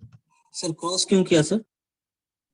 क्रॉस मतलब क्या है, ऑब्सलीट हो चुका है कंस्ट्रक्टर, आउटडेटेड हो चुका मतलब, आउटडेटेड है। ठीक, ये वैल्यू ऑफ का बिहेवियर हमें प्रेफर करना चाहिए। अब यहाँ पर अगर आप देखें तो ये f1 क्या एक नॉर्मल वेरिएबल है? ये f1 क्या एक नॉर्मल वेरिएबल है? नहीं सर, फ्लोट नहीं, रेफर क्लास का। तो यहाँ पर अगर अब हमें x को वैल्यू किसकी देनी है, f1 की, तो डायरेक्ट तो ये असाइनमेंट नहीं हो सकता है। नहीं, बट अगर हमें वो वैल्यू एज ए इंटीजर यहाँ चाहिए तो हमें क्या करना है, यहाँ पर मेथड कॉल करना है इंट वैल्यू। क्या कॉल करना है? Int value. बात समझ आए? Yes sir. तो बस ये डिफरेंस एक मिलेगा। तो आपको इस पर्टिकुलर टाइप से किस फॉर्म में वो डेटा चाहिए, टाइप कन्वर्जन का जो ये ओल्डर फैशन है उसकी जगह आपको यहाँ क्या करना है, रिस्पेक्टिव मेथड कॉल कर लेना है जो आपको नंबर क्लास से यहाँ पर दिया गया। तो कुछ मेथड यहाँ पर आपकी इन टाइप के अकॉर्डिंग होंगे, जैसे वैल्यू ऑफ नंबर क्लास का मेथड नहीं है, आई थिंक ये किसका मेथड है, फ्लोट क्लास का ही है, फ्लोट क्लास की। ठीक। बट वहीं पर ये इंट वैल्यू किसका मेथड है, ये आपके नंबर क्लास का मेथड है, नंबर क्लास का मेथड। ठीक है सर लेकिन ऐसा तो हम तभी कर सकते हैं जब रैपर क्लास का कोई रेफरेंस बनाएंगे तभी तो। हाँ बिल्कुल, तभी तो बनाएंगे ना। तो कलेक्शंस में तो यही वर्क करना होगा ना, कलेक्शन में तो आप ये प्रीएम्प्टिव टाइप यूज ही नहीं करेंगे। Yes sir. तो प्रीएम्प्टिव में हमें जो डेटा मिलेगा वो डेटा कैसे मिलेगा, एज अ रैपर ऑब्जेक्ट ही मिलेगा। उस रैपर ऑब्जेक्ट से अगर हमें डिफरेंट टाइप्स की वैल्यू वहां चाहिए तो उसके अकॉर्डिंग हम क्या कर सकते हैं, उसको कन्वर्ट कर सकते हैं ना। यस। अब जैसे यहाँ पर फ्लोट था, बट वो फ्लोट हमें ना रिक्वायर्ड होकर क्या चाहिए, इंटीजर चाहिए, तो ये असाइनमेंट यहाँ पॉसिबल नहीं है। नहीं। तो अब आप उससे वो डेटा कैसे एक्सट्रैक्ट कर रहे हैं, by calling int value method. बात समझ है? तो आप यहाँ देख सकते हैं आपके इस नंबर क्लास में आपकी जो रिक्वायरमेंट हो सकती है उसके अकॉर्डिंग मेथड आपको दे दिया, int value, long value, float, double, byte और शॉर्ट, यही टाइप है ना हमारे पास। तो हर टाइप के अकॉर्डिंग एक मेथड यहाँ पर डिफाइन है और इन्हीं मेथड्स को आपकी क्लासेस इंप्लीमेंट कर रहे हैं। मीन्स इसकी जो चाइल्ड फॉर्म है वो अपने अकॉर्डिंग उसको क्या करना है, इंप्लीमेंट करके कन्वर्जन लॉजिक वहां पर उनका डिफाइंड है और उसके बेसिस पर आपको वो बिहेवियर मिल रहा। ठीक है, ये क्लियर हुआ सभी को? सर वहाँ और एक दो एग्जांपल दीजिए ना सर, रेफर्ड क्लास क्या कोड में। कोड यहाँ पर देखिए, यहाँ पर ये हमारा ओल्डर फैशन वे है ना। जी जी, तो उसी वर्क को हम आज की डेट में ऐसे कर रहे हैं। क्या सही है, समझ में। अब अगर हमें इस फ्लोट वैल्यू से उसको किस फॉर्म में चाहिए, सपोज हमें उसको एक बाइट वेरिएबल को असाइन करना है। किसको असाइन करना है, बाइट वेरिएबल को। तो हमें क्या करना होगा, byte v equal to f1 dot byte value. किसको कॉल करेंगे, बाइट वैल्यू को। तो f1 के पास जो डेटा है वो हमारा कैसा है, फ्लोट फॉर्म है। और उस फ्लोट को हम इंटीजर में भी कन्वर्ट कर सकते हैं, बाइट में भी कन्वर्ट कर सकते हैं, डबल में भी कन्वर्ट कर सकते हैं, जो भी आपकी नीड है। आपको करना क्या है, उसके अकॉर्डिंग रिस्पेक्टिव मेथड यहाँ पर कॉल करना है। तो इस F1 के साथ आप देख सकते हैं इतने सारे मेथड की लिस्ट है ना। Yes sir. तो ये सारे मेथड्स आप अपनी रिक्वायरमेंट के अकॉर्डिंग यूज कर सकते हैं। कुछ कॉन्स्टेंट्स हैं उनको भी आप यूज कर सकते हैं। जैसे आपको इंटीजर की मैक्स वैल्यू पता करनी है तो कैसे पता करेंगे, यहाँ देखिए मैक्स फंक्शन मैक्स है, मिन है, तो ये सारी प्रॉपर्टीज भी आप यूज कर सकते हैं। ठीक है, तो कई सारी चीजें यहाँ पर आपको दी गई हैं, उसके अकॉर्डिंग आप उसको यूज कर सकते हैं। यहाँ देखिए एक प्रॉपर्टी है साइज, तो साइज हमें क्या बताएगा, कितना मेमोरी स्पेस। अब यहाँ साइज ऑफ ऑपरेटर तो नहीं है ना, नहीं है सर। नहीं सर। तो साइज कैसे पता चलेगा, साइज से पता चल सकता है अगर हम इसको प्रिंट कराएंगे। ठीक है, तो धीरे धीरे ये सारी चीजें आपको एक्सप्लोर करनी होंगी, और जरूरी नहीं कि सब कुछ हमें याद ही रहे। रिक्वायरमेंट क्या है उसके अकॉर्डिंग आपको देखना। हाँ, ये पता होना चाहिए कि उसका सोल्यूशन कहाँ से मिलेगा हमें। अब रैपर अगर आपको पता है और आपको फ्लोट रैपर के लिए वर्क करना है, तो आपको जाकर इस क्लास का पूरा स्ट्रक्चर देखना पड़ेगा ना, कि क्या क्या है, क्या हम कर सकते हैं।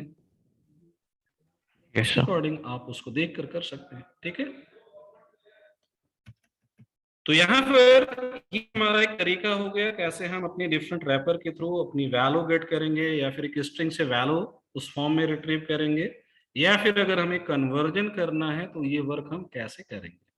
ठीक है, बट एक सबसे इंपॉर्टेंट बिहेवियर जो यहाँ पर आपको पता होना चाहिए इन रैपर्स के लिए, वो नेक्स्ट बिहेवियर है, और उसे हम कहते हैं बॉक्सिंग एंड अनबॉक्सिंग। क्या कहते हैं, बॉक्सिंग एंड अनबॉक्सिंग। ठीक, तो बॉक्सिंग सिंपली क्या है, डेफिनेशन पढ़िए जरा यहाँ पर। First, इनकैप्सुलेटिंग the primitive value in the respective wrapper object is called boxing. Point समझ आया ये? Yes sir. जब हम किसी primitive value, for example integer type, एक लिटरल को उसी टाइप के रैपर के साथ क्या कर देते हैं, इनकैप्सुलेट मींस बाइंड कर देते हैं, then that mechanism is called boxing. उसे हम क्या कहते हैं, बॉक्सिंग। और आप उस बॉक्स डेटा से जब उसको एक्सट्रैक्ट करते हैं, एक्सट्रैक्ट का मतलब रिट्रीव करते हैं, लाइक हम उस पर इंट वैल्यू कॉल कर रहे हैं या कोई अदर मेथड कॉल कर रहे हैं, then that mechanism is called unboxing. Means boxing का रिवर्स वर्क यहाँ पर क्या है, अनबॉक्सिंग। जैसे यहाँ पर आपने ये ऑब्जेक्ट फॉर्म किया, या फिर आपने वैल्यू ऑफ से ऐसी एक वैल्यू जनरेट की, तो उस वर्क को हम क्या कहेंगे, उस वर्क को हम क्या कहेंगे, उस वर्क को हम क्या कहेंगे बताइए, उसको हम कहेंगे बॉक्सिंग। चलिए एग्जांपल यहां लिखते हैं। बॉक्सिंग कब होगा, ये पार्ट अभी फिलहाल के लिए कमेंट कर देते हैं। इंटीजर के अकॉर्डिंग ही अगर हम लोग वर्क करें तो आप बताइए बॉक्सिंग का केस कब होगा। दो पॉसिबिलिटी है, जब हम इंटीजर i1 वेरिएबल का नेम है इक्वल टू न्यू इंटीजर, और यहां पर क्या पास कर दें, उसके अकॉर्डिंग कोई वैल्यू, तो वो वैल्यू डायरेक्ट एक इंटीजर, या फिर सपोज हम ऐसा कुछ वर्क करते हैं। तो ये पर्टिकुलर वर्क जो हमारा है, इस वर्क को आप क्या कहेंगे, बॉक्सिंग। बॉक्सिंग। इसको क्या कहेंगे, इसको भी काट दिया सर। हेलो, इसको भी तो काट दिया सर इंटीजर। अरे काटने दो ना। अच्छा आपको अच्छा। तो काटने नहीं आ रहा ना वो। यस राहुल भाई ठीक है। तो काट क्यों रहा, उसके पीछे रीजन बताया था ना अभी। हाँ सर, वो समझ रहा है, आउटडेटेड हो गया। चलिए उसका लेटेस्ट वर्जन यूज कर लेते हैं। लेटेस्ट वर्जन क्या है, ये है। तो लेटेस्ट बिहेवियर हमारा ये हो गया, यहाँ पर 20, इसको कमेंट ही कर देते हैं। अब ठीक है ना? Yes sir. तो ये हमारा जो वर्क है इसको हम क्या कहेंगे? बॉक्सिंग। अब बॉक्सिंग के बाद फिर सपोज हम क्या कर रहे हैं? Integer x equal to i1, ठीक है? क्या कर रहे हैं? i1। बट ये वर्क हमें कैसे करना चाहिए? यहाँ पर i1 डॉट करेंगे। यस ऐसा करना चाहिए। तो ये जो टास्क है इसको हम क्या कहेंगे? अनबॉक्सिंग। इसको हम क्या कहेंगे? अनबॉक्सिंग। तो यहाँ पर आप देखिए, आप क्या कर रहे हैं? प्रिमिटिव को ऑब्जेक्ट में कन्वर्ट कर रहे हैं, और यहाँ क्या कर रहे हैं? ऑब्जेक्ट से प्रिमिटिव वैल्यू गेट कर रहे हैं। Yes sir. तो जब हम प्रिमिटिव टू ऑब्जेक्ट कन्वर्जन करते हैं, that process is called boxing. और जब हम उस ऑब्जेक्ट से फिर उसको प्रिमिटिव फॉर्म में रिट्रीव करते हैं, then that process is called unboxing. यहां पर कोई दिक्कत? अब यहां पर दो टर्म और आते हैं, और वो टर्म है हमारा ऑटो बॉक्सिंग और ऑटो अनबॉक्सिंग। अभी कोई बता रहा था, बताएंगे क्या है ये? किसी ने मैसेज में लिखा था। तो ये ऑटो बॉक्सिंग अनबॉक्सिंग क्या है? आई थिंक पम्मी थी। पम्मी है सेशन में अभी कि नहीं?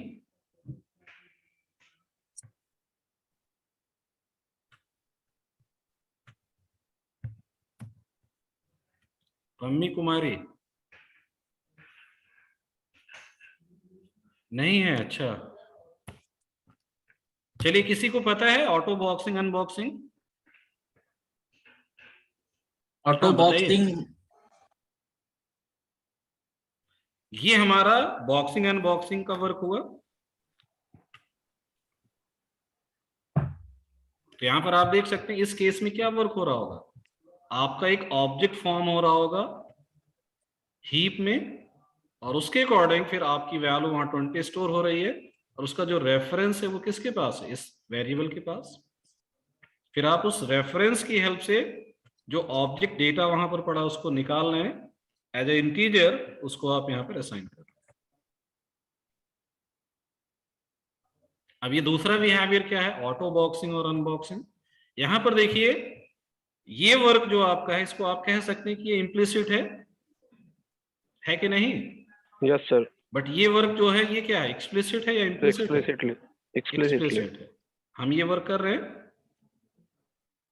बट अब ये दो बिहेवियर्स क्या है? ऑटो वर्ड आ गया इनके साथ, इसका मतलब क्या है? ये इम्प्लिसिट होगा। ये इम्प्लिसिट होगा दोनों केस में। तो इम्प्लिसिट कब होगा? इम्प्लिसिट ऐसा कुछ केस है, सपोज हम यहां पर ऐसा एक वर्क करते हैं, i2 इक्वल टू 30, ठीक? i2 equal to 30। हमने कुछ ऐसा किया क्या? नहीं सर। तो ये वर्क भी हमारा यहाँ पर उसी तरीके का कुछ वर्क कर रहा है।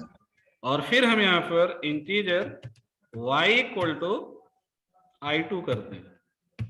क्या करते हैं? y equal to i2। देखिए, कहीं पर भी हम ऐसा कुछ काम कर रहे हैं। इनिशियली ये पॉसिबल नहीं था, करंट वर्जन्स पर ये पॉसिबल है। तो ऐसा एक वर्क जब आप करेंगे तो इसे आप क्या कहेंगे? इम्प्लिसिट। अगर आप देखें तो यहाँ पर हम दो डिफरेंट टाइप के अकॉर्डिंग असाइनमेंट कर रहे हैं। अगर टेक्निकली देखें तो ये ऑब्जेक्ट रेफरेंस है ना? ये ऑब्जेक्ट रेफरेंस है, और ये हमारा एक नॉर्मल इंटीजर वेरिएबल है। असाइनमेंट हो सकता था क्या ऐसा? ऐसा असाइनमेंट पॉसिबल है क्या जनरली? दो नहीं टाइप सर, के जनरली पॉसिबल नहीं सर। तो ये जो नेचर है इसको आप क्या कहेंगे? This is called auto boxing. Auto boxing. और ये जो नीचे का वर्क है इसे हम क्या कहेंगे? Auto unboxing. इसको मार्क कर लीजिएगा, ठीक है? सर जब ऑटो अनबॉक्सिंग पॉसिबल नहीं है तो उसका क्या यूज? पॉसिबल है, पहले नहीं था, अब तो है ना। हो तो रहा है, एरर कहाँ है? अच्छा, अब यहाँ वैल्यू प्रिंट करा के देखिए। वैल्यू प्रिंट करा देते हैं। तो यहाँ सपोज हमने I1 की वैल्यू प्रिंट करा दी, फिर यहाँ पर I2 की वैल्यू प्रिंट करा देते हैं, X की वैल्यू, और यही वर्क हम नीचे कर देते हैं। तो यहाँ पर और कहीं देखिए ऑटो अनबॉक्सिंग हो रहा है क्या? और कहीं पर यहाँ पर हमने I2 पास कर दिया और यहाँ पर Y पास कर दिया। बताइए और कहीं पर ऑटो अनबॉक्सिंग हो रही है इस पूरे कोड में जो हमने मार्क नहीं किया है?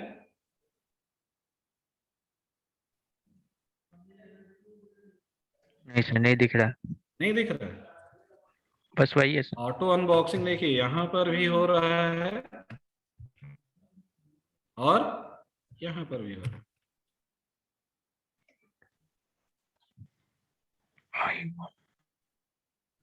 इंटीजर वैल्यू पास होगी ना यहाँ से?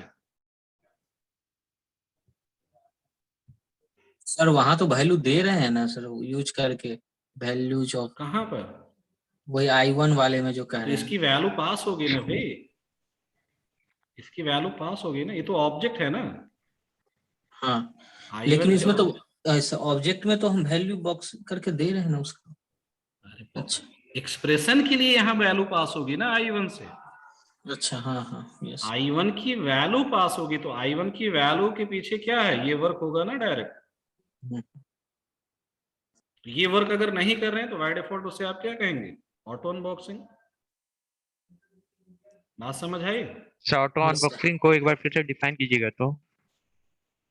ऑटो अनबॉक्सिंग का मतलब ये है कि आपके पास जो बॉक्स डेटा है उसको जब आप उस टाइप के अकॉर्डिंग एक वेरिएबल या कहीं पर एज एक्सप्रेशन यूज कर रहे हैं तो आपको एक्सट्रैक्ट करने की रिक्वायरमेंट नहीं है,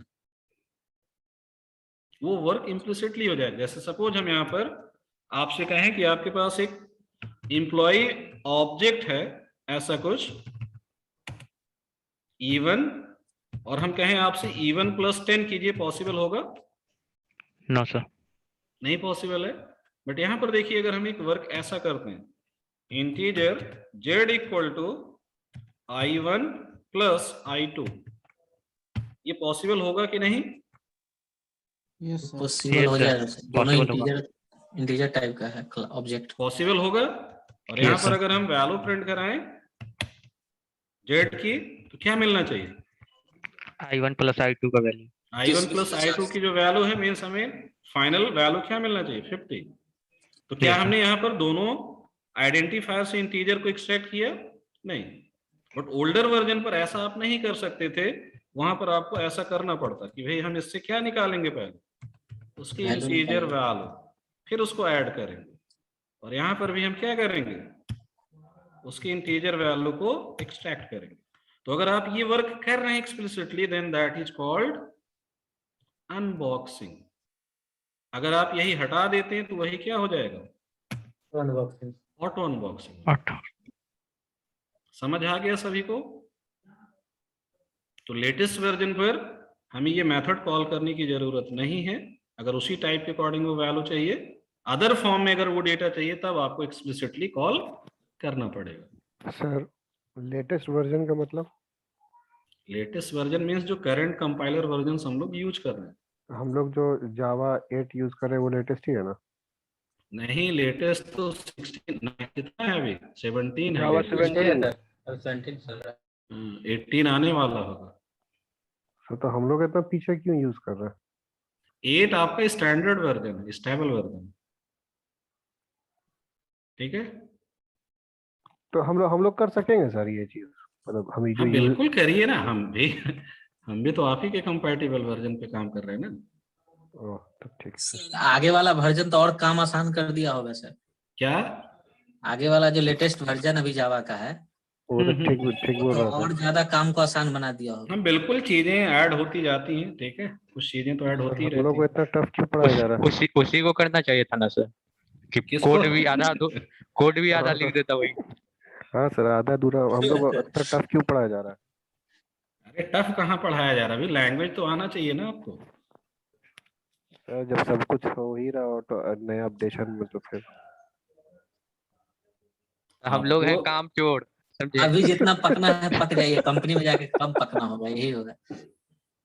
आपको लैंग्वेज अगर सीखना है तो उसके ऑप्टिमाइज फीचर्स आप पढ़ना चाहेंगे कि फिर जो actual features actual sir, optimiser. Actual features पढ़ेंगे तभी तो आप ऑप्टिमाइजेशन पे वर्क कर पाएंगे ना। हाँ, नहीं तो ऑप्टिमाइजेशन ही नहीं पता चलेगा कैसे होगा। ऑप्टिमाइजेशन में फिर वही होगा कि चीजें हिडन रहेंगी, एक्चुअल वर्क क्या हो रहा है वो आपको पता ही नहीं होगा। कंप्यूटर से खाली वर्क करना है कि कंप्यूटर को खोलकर देखना है? हम्म? कंप्यूटर के उघाड़ के देखना है। दोनों चीजें आनी चाहिए तभी आप सर सर्वाइव कर पाएंगे। राहुल ट्रिपल ई ब्रांच है, कंप्यूटर आर्किटेक्चर तो जरूर पढ़ा होगा सेमेस्टर। उसी में तो सबसे कम नंबर आया सर, नहीं तो अभी 9 CGPA रहता मेरा। अरे सीजीपीए इस फील्ड में 0 है, सीजीपीए की कोई वैल्यू नहीं। Yes sir, CGPA yes means nothing.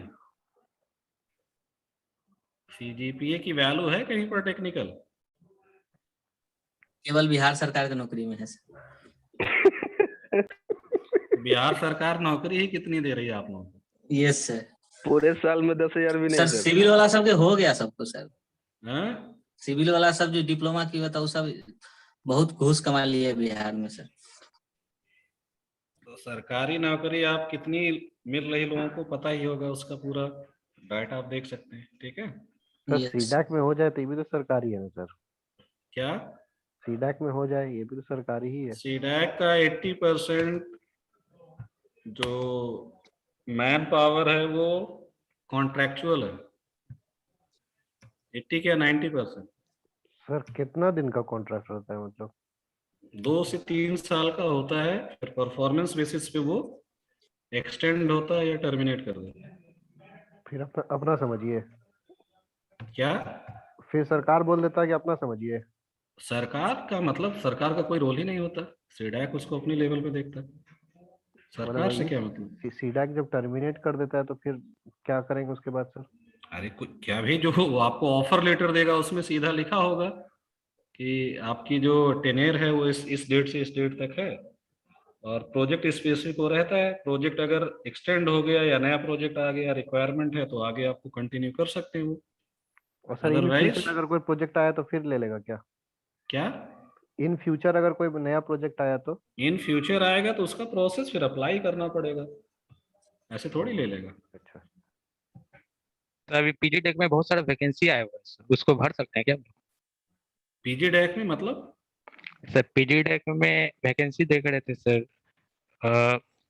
2 साल एक्सपीरियंस, 0 से 3 एक्सपीरियंस था, 0 साल का भी एक्सपीरियंस था, बीटेक वाला सबको बुला रहा था। राहुल जी अभी पढ़ वो लीजिए। सीडैक, हाँ बिल्कुल, आ गया। सीडैक में तो हमेशा आती रहती है। आप उसको विजिट करेंगे उनका कैरियर पेज, जी तो जी। हमेशा किसी न किसी जोन की वैकेंसी तो आती रहती है। सर लेकिन ज्यादा एक्सपीरियंस वाला सब क्या? कुछ फ्रेशर के लिए भी रहता है, बट बहुत सारी वैकेंसी 2 साल 3 साल एक्सपीरियंस के लिए होती यस सर।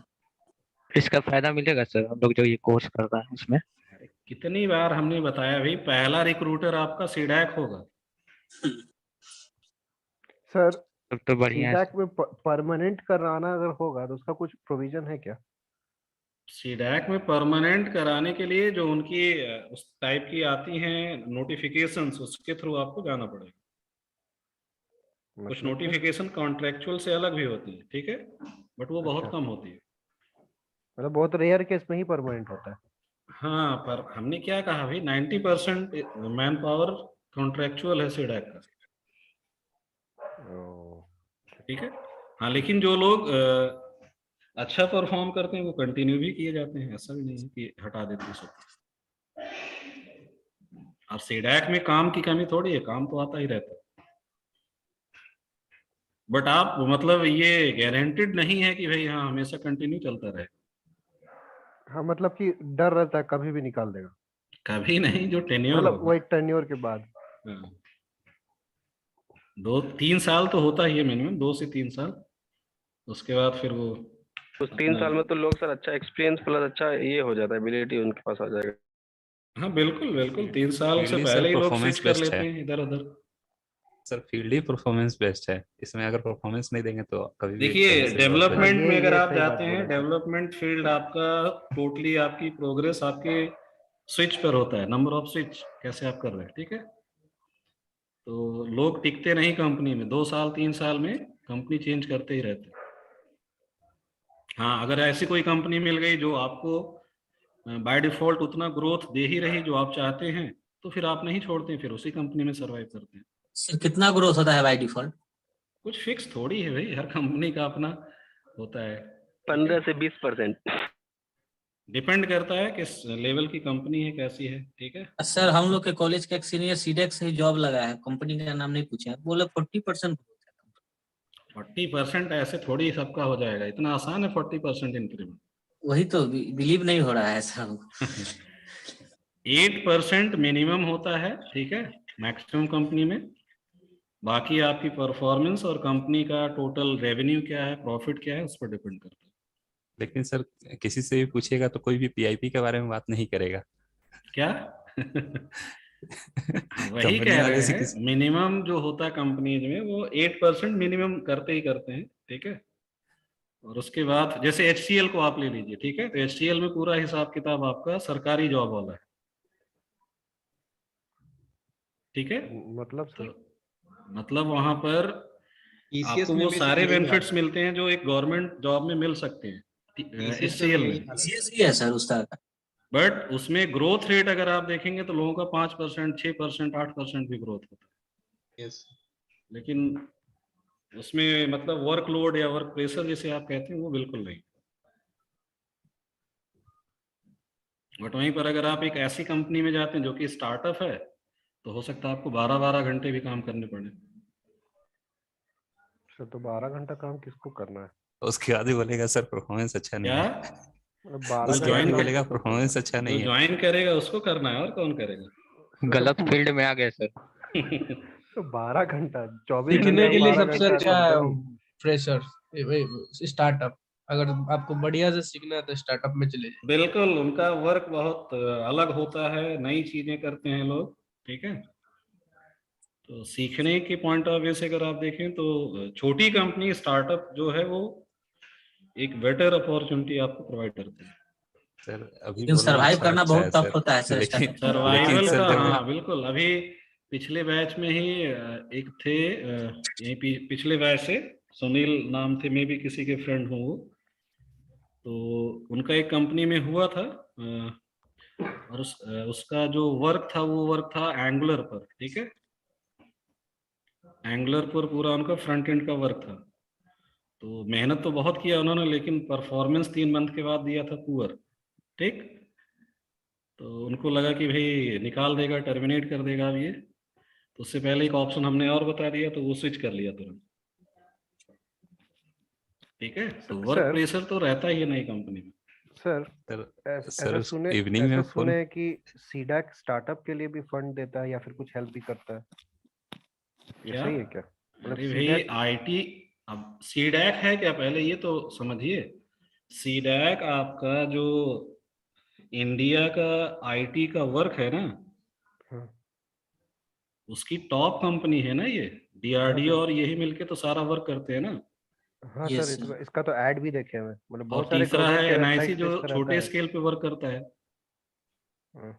ठीक। तो सीडैक के तो बहुत सारे वर्क प्रोजेक्ट चल रहे हैं स्टार्टअप्स के लिए, ऐसा फंडिंग करते हैं, बिल्कुल करते हैं ये लोग। तो उसमें सपोर्ट पूरा सेंट्रल गवर्नमेंट का होता है। सर सीडेक PSU के अंतर्गत आता है क्या सर? हाँ जी। कौन सा एग्जाम? नहीं PSU में काउंट होता है सीडेक। पब्लिक सेक्टर में सर सीडेक काउंट होता है? हाँ देखिए, अब उसकी इतनी हिस्ट्री तो हम नहीं देखे हैं। और सर आप एक तो चीज पूछना था सब चीज सर। आता है सर। अरे तो हम सर सीडैक में थोड़ी काम करते राहुल हैं। मिनी PSU में आता है, समझा? अच्छा सर अच्छा। ये जो ट्रेनिंग के लिए आते हैं ये फ्रीलांसर होते हैं सर सीडेक में, जितने लोग भी कौन हैं? से? अभी जितने भी ट्रेनर हैं हम लोग के, जितने लोगों ने पढ़ाया अभी, सर अनिल सर हो हाँ गए, हाँ चाहे कुलदीप सर हो गए, चाहे जितने सर भी पढ़ाया है, सर हाँ, सिद्धांत सर मैक्सिमम हो गए। सेंटर्स पे ऐसे ही चलता है, ठीक है। लेकिन वही लोग आते हैं जो पहले करा चुके हैं, ठीक है। ओके एक सर। दो फैकल्टी चेंज होती है सर कभी आप कभी। तो एस्ट्रिक्स है ना? हाँ जी, कितनी बार बताना पड़ेगा? नहीं सर पता है, मतलब मैं कंफर्म नहीं करा था, बस ये पूछ रहा हूँ कि सर एस्ट्रिक में कुछ ऐसा नहीं है कि वहाँ कुछ हिसाब किताब लग जाए? हिसाब किताब कोर्स लगाने खत्म का नहीं हुआ मतलब कि पहले इनको से। यही रहने का अरे मतलब है। भाई हिसाब किताब के लिए तो ये कोर्स है, इंटरव्यू दीजिए ना अप्रैल से। एस्ट्रिक के लिए सर उसमें तो परमानेंट हो जाएगा ना सर? बिल्कुल, अगर आप आईटी कंपनी में जाते हैं, ठीक है, तो आपको यहाँ पर जो ऑप्शंस मिलेंगे इंटरव्यू के, हम्म। उससे आप बहुत सारी अच्छी कंपनी का आपको ऑप्शन मिलेगा। सर एस्ट्रिक का बताइए ना सर। एस्ट्रिक नहीं, एस्ट्रिक तो अगर रिक्वायरमेंट होगी तो ऐसे ही हम बात कर लेंगे आप लोगों से। सर एस्ट्रिक तो ब्रैकेट में ही लिखा हुआ था, group of companies. Sir Bihar government का जो होता है जैसे सचिवालय में आईटी सर हृदय सर, बताइए। बिहार सरकार राजगीर वाला क्या का हुआ जो राजगीर वाला सचिवालय में आईटी जो सपोर्ट करता है उस सबका रिक्रूटमेंट कैसे होता है सर? किसका रिक्रूटमेंट? जैसे बिहार बेल्ट्रॉन गवर्नमेंट का जितना करती भी है, गवर्नमेंट ऑर्गेनाइजेशन है नहीं, ना हमने तो बेल्ट्रॉन। आई थिंक हमने बताया था सर ने। सुनिए स्टार्टिंग में ही बताया था कि आप लोग देखते रहिएगा, बेल्ट्रॉन में वैकेंसी आती है, लोगों को पता नहीं चलता है। सर अभी ठीक है? 3 साल से हो गया, पहले और प्रोग्रामर का वैकेंसी 3 साल पे आ जाता था, अभी इजी कहाँ? डैक के जो कैंडिडेट होते हैं उनको वहां पर काफी प्रेफरेंस देता है। बेल्ट्रॉन में गए थे सर हम, उसमें तो वो लोग का काम देख रहे थे, एकदम आराम से बैठा हुआ था, कोई काम नहीं था सब लोग का। सर हम ट्रेनिंग बेल्ट्रॉने से किए थे, कॉलेज वाला ट्रेनिंग तो से। उसमें जो वर्क होता है मैक्सिमम वर्क वो आता आपका एनआईसी के अंडर में, ठीक है, और एनआईसी का वर्क आपको पता है उनकी वेबसाइट और जो वर्क है किस लेवल का होता है। एनआईसी में केवल .NET पे काम होता है। कर जाएगा। हाँ, एनआईसी के बारे में पता है ना? Yes sir. लो लेवल के जितने गवर्नमेंट की भी, सारी वेबसाइट बनाई है। हाँ, जितने भी डिस्ट्रिक्ट लेवल या इस तरीके के जो वर्क है आईटी से रिलेटेड वो एनआईसी देखता है मैक्सिमम सिटीज का हर स्टेट में। तो एनआईसी में भी सारा कुछ क्या आउटसोर्स ही है, ठीक है। एनआईसी के लिए एनआईसी ने एक दो कंपनीज को स्टेट वाइड क्या किया है, आउटसोर्स कर रखा है, और वो कंपनी फिर आपको एज ए एम्प्लॉय आउटसोर्स मतलब हायर करती है, ठीक है। तो पैसा किसको जाता है? पैसा जाता कंपनी को, कंपनी फिर उसमें से कुछ पार्ट आपको देती, कुछ खुद रखती है, ऐसा चलता है।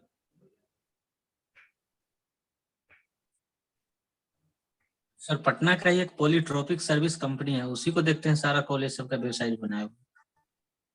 हाँ तो वो नहीं, कॉलेज का नहीं हम बात कर रहे हैं भाई, हम सरकारी जो आपका वर्क है उसकी बात कर रहे हैं, गवर्नमेंट वाले। प्राइवेट तो कोई भी कर सकता है, उसमें तो जिस कंपनी को मिल गया प्रोजेक्ट वो करेगा, या फिर मान लीजिए कोई प्रोडक्ट किसी ने बना दिया होगा ऐसा अच्छा, तो वो प्रोजेक्ट अगर थोड़ा सा पॉपुलर हो गया किसी कॉलेज या यूनिवर्सिटी के लिए तो बाकी लोग भी उसी को यूज करने लगते हैं, ठीक है।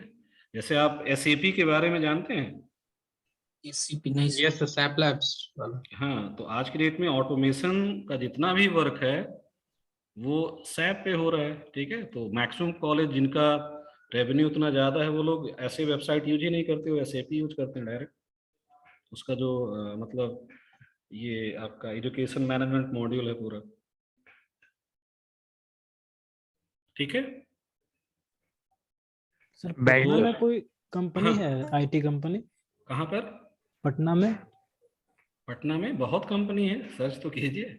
अभी तो सर जो भवन में सीडेक के 25 अंदर आईटी आता कंपनी आने वाली है। जो सर अभी सीडेक यहाँ पर जो प्रपोज्ड है आपका आईटी पार्क, उसमें देखिए कंपनी जानी चाहिए। सर बिस्कोमान में 25 आईटी कंपनी आएगी सर। बिस्कोमान में कंपनी आई है अभी कुछ, हाँ सीडेक आ गया तो कुछ कंपनी आएंगी वहाँ। न्यूज में देखे हैं। 13th फ्लोर तक सब आईटी कंपनी रहेगी। हाँ, बिहार सरकार उसको स्पॉन्सर कर रहा है स्पेस के लिए। नहीं पहले तो कुछ नहीं था ना यहाँ पर, 4-5 साल पहले तो एक भी कंपनी मतलब ढंग की नहीं थी, अब तो फिलहाल कुछ हैं। सर बहुत छोटा छोटा था, 5 आदमी 10 आदमी की कैपेसिटी की कंपनी सब थी बस। अरे भाई तो जैसा वर्क होगा उसी के अकॉर्डिंग मैन पावर रखेंगे ना। मान लीजिए इनके पास एक ही 2 ही आदमी का काम आ रहा है तो अब वो 10 लोगों को रख के कैसे अकोमोडेट कर पाएंगे? नहीं सर, वो पूछना चाह रहे थे कि सीडेक कोई पटना की कंपनी में प्लेस करवाता है क्या?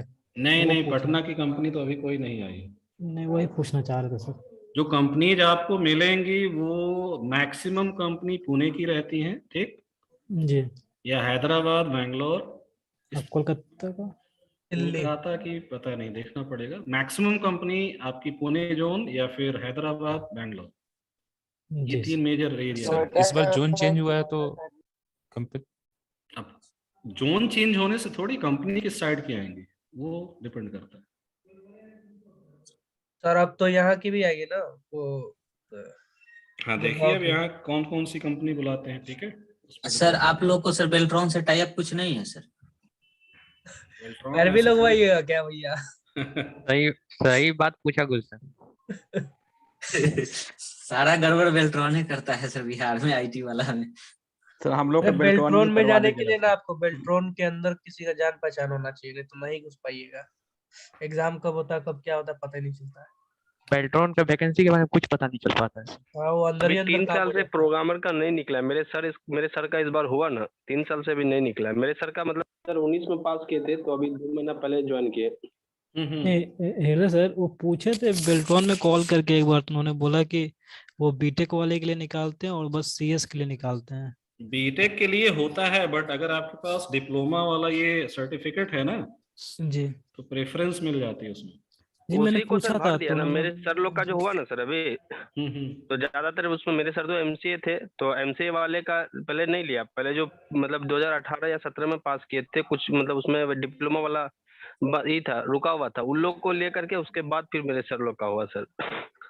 18 में आया था वैकेंसी प्रोग्रामर का बेल्ट्रॉन से, एमसीए और बीटेक के। 19 में हुआ है कई लोगों का, 2019 में हुआ था। 19 में मेरे सर लोग एग्जाम 19 में हुआ है सर, वैकेंसी 18 का था। 19 में, हाँ 19 में ज्वाइनिंग दिया है। यस सर, इमीडिएट ज्वाइनिंग भी करा दिया था, बहुत लोगों को लटका दिया था, तो अब तक ज्वाइनिंग करा ही रहा है सर। उसका पेमेंट स्ट्रक्चर सब क्या है सर? देता होता है कि नहीं? अच्छा 35,000 रहता है, 45 मिलता है 35। Yes sir. मेरे सर लोगों का सर 55 है सर अभी स्टार्टिंग। हाँ तो अब बढ़ा दिया होगा, फिर दूसरी पोस्ट होगी उनकी, बट नॉर्मल जो उसका था 45 का शायद था पर मंथ। अच्छा अच्छा, उसमें भी फिर कुछ पैसे वो काटते हैं। बिहार सरकार से उतना देती है 45, लेकिन बेल्ट्रॉन एम्प्लॉय को 35,000 देती है। हाँ तो वो कमीशन ले लेते हैं ना। Yes sir. आउटसोर्सिंग का तो यही है, ठीक है। आईटी में जाने के बाद सब बाहर से पैसा नहीं कमा सकते क्या? आईटी में जाने के बाद सब बाहर से पैसा उसे नहीं कमा सकते। अरे तो फिर इनकम टैक्स में जाइए ना। अच्छा इनकम टैक्स में कैसे? स्पेशल 26 राहुल तुम पुलिस में जाओ, वहाँ ज्यादा नहीं नहीं नहीं, पुलिस का जॉब तो बहुत खराब जॉब है, उसमें पूजा पाठ कोई मतलब नहीं रखता। पब्लिक सेक्टर पुलिस के जॉब में रोला है भाई, कहीं खड़े हो जाइएगा तो। चलिए तो हम रिकॉर्डिंग अब स्टॉप कर रहे हैं, ठीक है। हाँ सर रिकॉर्ड ऑफ कर दीजिए। कैसे पब्लिक कहीं भी जाइएगा